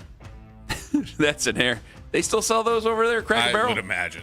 I'd imagine that that's your number one spot for. Even after the logo change? You go there. You know my theory about that, don't you? Oh yeah. What? What is my theory then? You don't know my theory. I thought you shared it. Oh, you did. I probably did. Yeah. I just butter it up. They said they were changing it just to get people talking about Cracker Barrel, and then they went back to the old Cracker Barrel. They started that podcast. Just like- What's cracking? Who is the CEO Shut up. that ate the burger I and don't made know. it really awkward? And they got more press out of that. Yeah. And then they got all the CEOs doing the same McDonald's. stuff. Yeah. It's great. And Burger King did that. There's such a thing as negative press being good press. QP Burgers. Used to go to Cracker Barrel. I ain't been to Cracker Barrel in a long time. Kerry Wood bought us $5,000 Cracker Barrel once back in the day. I told you guys that. Went there, get some chicken and dumplings, get yourself a wooden train whistle, a Bill Gaither CD. Brother, you're living high. Whole Gaither vocal band. Yeah, brother. Hell. Hello, you're coming in hot. Hey, this is Stallone here, and happy to report that I've upgraded to a 4-slice Cuisinart from my 2-slice toaster. I'm going to head over to Kid Rock's house, and I'm going to show him how to use it. Where's your entourage now? We can take two more. Hello, you're coming in hot. I was going to make a Miles Garrett roadway driving joke, but you talking about Cracker Barrels make me pivot. Was Cracker Barrel your nickname in high school? Glad we left it on. I was ready. That was good. That was much better than I thought it was going to be. Yeah. And it passed our rigid standards test. I had my finger on the button. 216-474-0092. Hello, you're coming in hot. Comrade Ken. I am calling from, let's just say, the Russian Trade Ministry. And we were listening earlier, because we are always listening, and we heard of your expertise with Facebook, and we were wondering, with an election coming up, if you would be interested in expanding your skills into, say, emails? Because we're always interested in finding new talent. That was old me. Is that Teddy, KGB? The new me. It was. He'll splash the pot whenever he wants. Not hungry, Teddy? Hello, you're coming in hot. What do you want? I'm still here. Oh, my God. Go away now. You had one chance. All right, here we go. Hello, you're coming in hot. Ken. Yeah. Hey, this is the driver of the Wienermobile. You're not telling the truth. You know damn well what happened. You cut in front of me with your head out the window, pointed to the side of the road, and said, "Pull over, I'm starving." See, I thought that person just wanted to start a fight with me. Because I was like, I have video evidence, sir. I'm not going to share it because what I said on camera. Yeah, that's the only thing. You should have been able to share. I still think you could. I was so excited to see it, and then when I got cut off, I yelled swears, obscenities. cuss words, obscenities. For the right. I wasn't mad when I said it. I was just so surprised I got cut off by the Oscar Mayer Weenie Mobile. You want to take more? Yeah. Fine, the hell with it. Hello, you're coming in hot. Hello, you're coming in hot. Now, see, now they're getting nervous. Or at least they're excited for basket and Phelps with Daryl. Hello, you're coming in hot. F95. He quit on the team. He quit on his players. He quit on Cleveland. Get him out of here. Wow. Quick predicts. Wow. Daryl's here. On that call. Daryl showed up at 9:54 because he didn't want to go on the air with me. No. I knew it. Good time. Bring him in. Daryl, the guy who covers the Cavs for Cleveland.com, run out of friends over here. Bill Gaither. Bill Gaither. All right. I'm back on Monday. Apparently, this hallway's becoming the Rubicon. Nobody's got to cross this. I want him to explain what he meant by Jim Schwartz showed why he wasn't the head coach. That's the question I wanted to ask Daryl. Oh, from his podcast appearance? Yeah, but I didn't get that. Yeah, but I didn't get that opportunity to do Monday. so. I hope so. We'll see. I'm sure he's got something else he's got to do. Gotta host Global Guts. Thanks to Daniel Oyefusi. Thank him for his time. Let's go down to Mo Guts. Back on Monday, 6 to 10. For Big Country. Stop laughing. It's encouraging him. For Jeff. Keep laughing. For John. For the Slippery Wizard, Anthony Lima. For Mo.